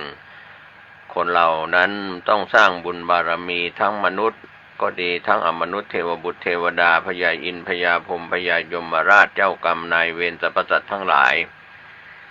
อย่าได้รอเวลาอย่าไปพึ่งคนอื่นอย่าไปรอคนอื่นอย่าไปอาศัยคนอื่นเพราะว่าทุกสรรพสัตว์ทั้งหลายทุกชีวิตทุกดวงวิญญาณนั้นจะเกิดแก่เจ็บตายพ้นจากกรรมคือการกระทำของตนเป็นบุญบ้างเป็นบาปบ้างนั้นได้โดยยากถ้ายังสร้างเหตุที่เป็นบาปเป็นอกุศลกรรมก็ได้รับผลที่เป็นสิ่งที่ชั่วร้ายไม่ดีไม่งามเกิดขึ้นสร้างสิ่งที่เป็นกุศลกรรมดีงามก็จะได้รับผลเป็นความสุขความเจริญทั้งกรรมดีกรรมชั่วที่ส่งผลเป็นกุศลวิบากก็เป็นการส่งผลที่ดีอกุศลวิบากส่งผลที่ไม่ดีนี่ทุกคนจะได้รับเพราะว่าเป็นกรรมของตนที่ตนเองทำไว้ในอดีตเป็นอดีตการเป็นอดีตชาติบ้างหลายร้อยหลายพันชาติบ้างคนเราสร้างกรรมสร้างเวรเราดูได้จากเปรตของที่เป็นพระญาติของพระเจ้าพิมพิสารหลายพุทธันดรพุทธเจ้าได้ไปบังเกิดในโลกนี้แล้วเปรตที่เป็นญาติใน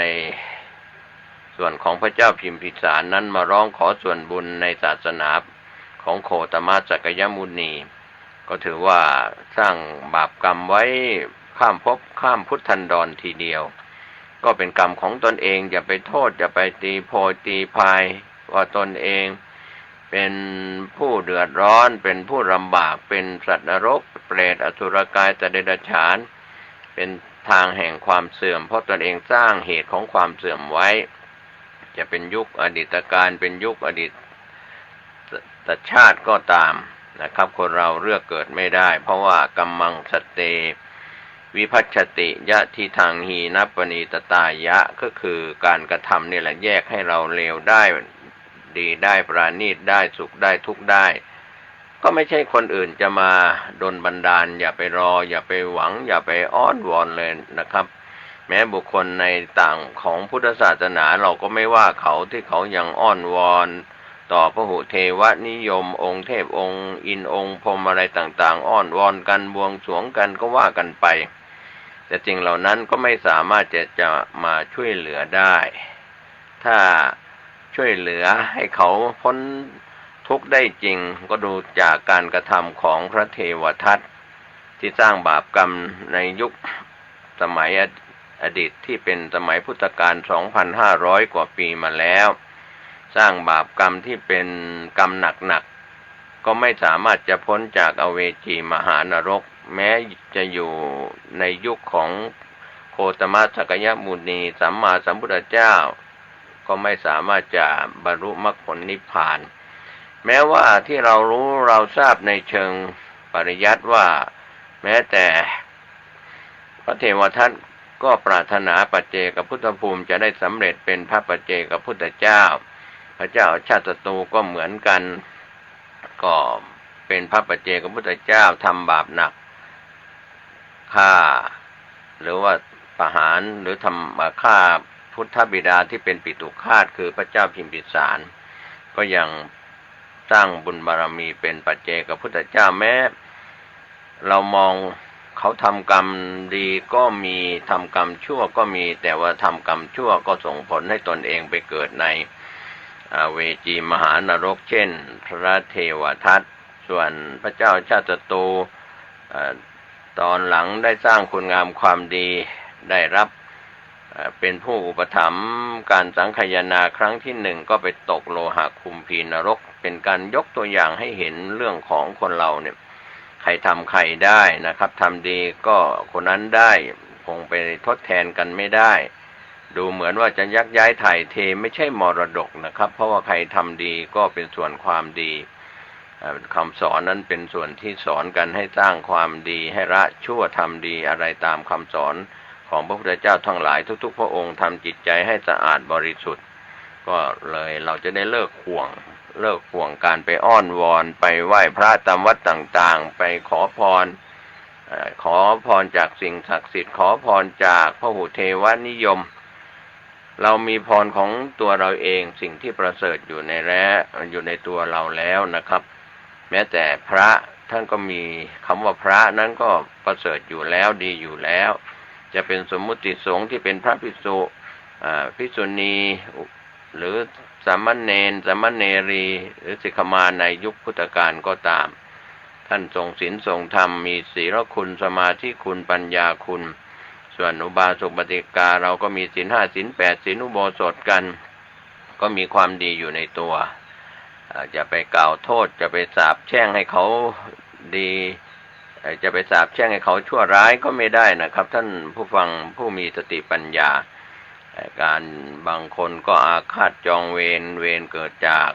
การทำผิดศีล5ข้อ5ประการเวรที่เกิดจากการฆ่าเพราะเราไปฆ่าเขาก็ฆ่าเราไปรักทรัพย์ของเขาก็มีคนมาโกงมารักทรัพย์ของเราไปผิดลูกผิดผัวผิดเมียคนอื่นก็มีกรรมที่ครอบครัวตนเองก็ถูกกระทำอย่างนั้นเหมือนกันกล่าวคำเท็จหลอกลวงคนอื่นก็หลอกลวงตนเอง